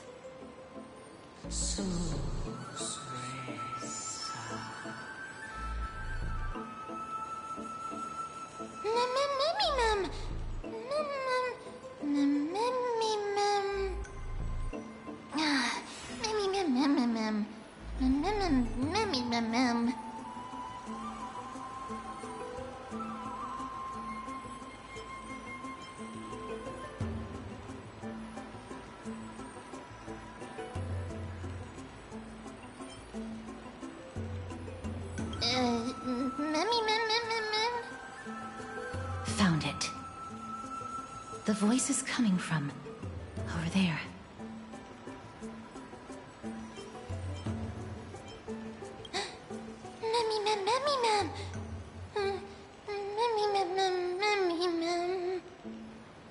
No. It seems to be coming from somewhere even further that way.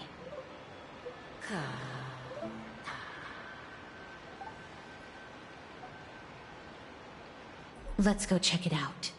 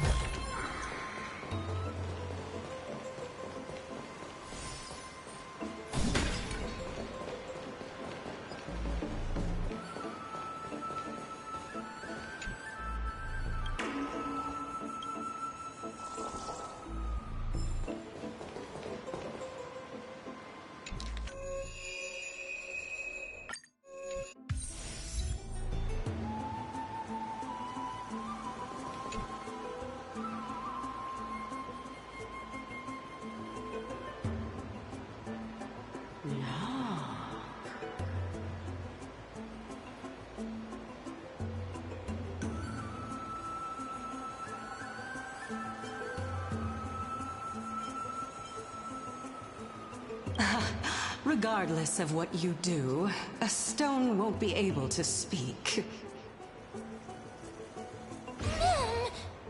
Mim! Such a lively little bunny. You even smell a little familiar.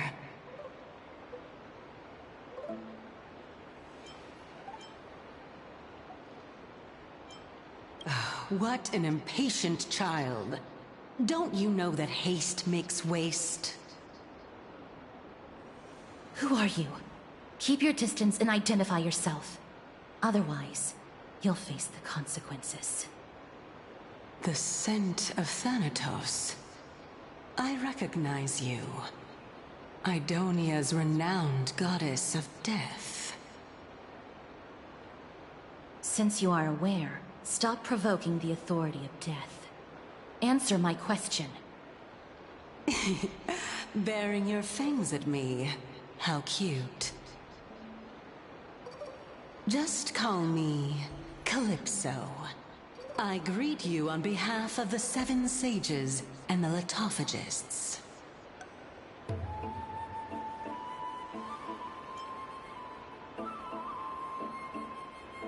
Of course not.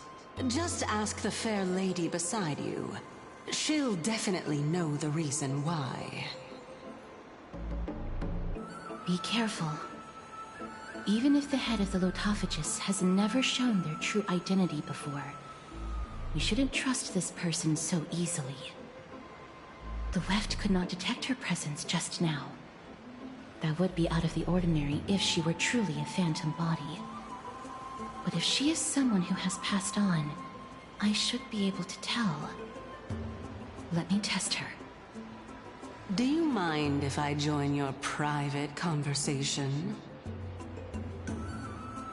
That would be rather inappropriate for someone who isn't even willing to reveal their real self.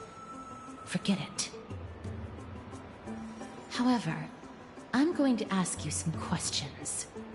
Please answer them truthfully.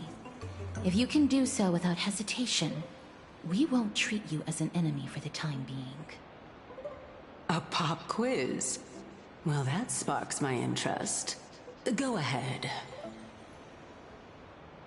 What was the topic for the grand finals of the 752nd Great Debate? Is a flying arrow in motion or at rest? Who was your representative? Medea. She went up against Phynon of the New Sporists. Who won? Nobody won because the 752nd Great Debate never took place. What I just mentioned happened during the previous debate. Phynon emerged victorious and obtained his 10th consecutive debate wreath. Also, to alleviate your worries, I shall provide you with a piece of information that's more valuable than the Great Debate. Anaxa the New Sporist is still alive. I saved him, and he is now recuperating at the Luminary Throne. So, are you satisfied with my answers?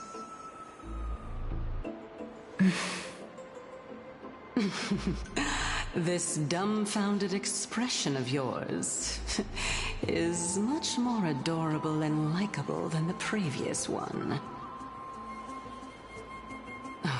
As the saying goes, seeing is believing. Why don't you follow me to the throne and take a look for yourself? I'll keep my eyes on you at all times.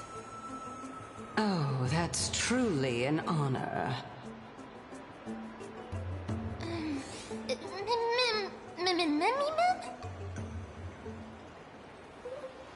As long as we can get the water wheel turning, we'll be able to use it to ascend. So, the solution is to awaken this heart.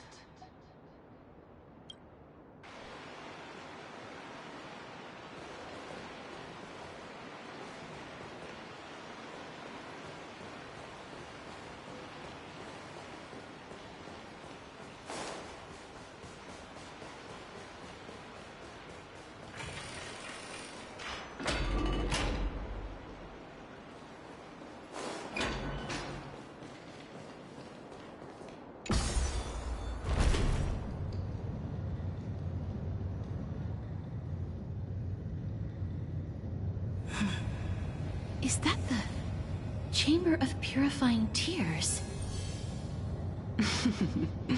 You have a good memory. Why exactly did you bring us here?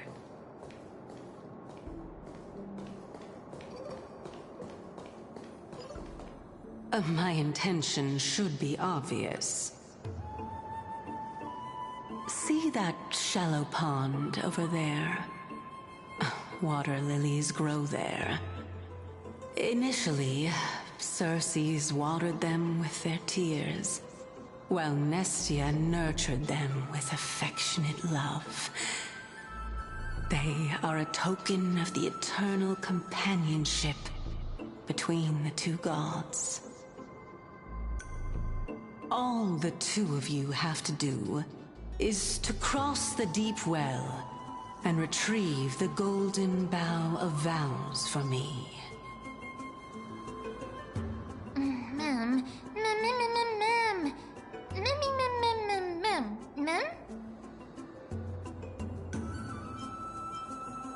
Indeed. Could it be that you actually do not know how to proceed? We can retrieve it, but I advise you not to waste your time on any schemes. Oh my. I'm helping you to eliminate your worries and obstacles, and yet I receive nothing in return? Besides, the bow is essential for awakening the heart and drawing water out of the source. If you can't find it this time, we can just remain trapped here for the rest of eternity.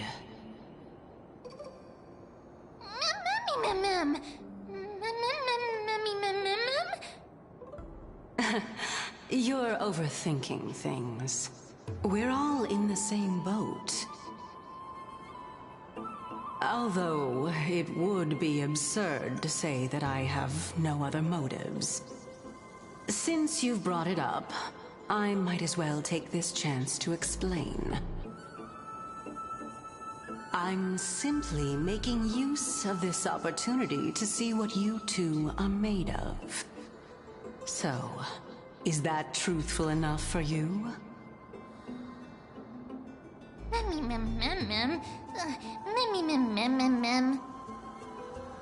Now is not the time for me to elaborate further. So, please proceed. As a student of Anaxa, equivalent exchange should be something that you are familiar with. I cannot deny that. Miss, since our interests are aligned right now, it's better for us to do as she says. Besides, she knows about my past. Even though I'm not able to elaborate much, I can tell you that she has reasons to fear me. If you unfortunately turn out to be her ultimate target, please don't worry. I will promptly intervene.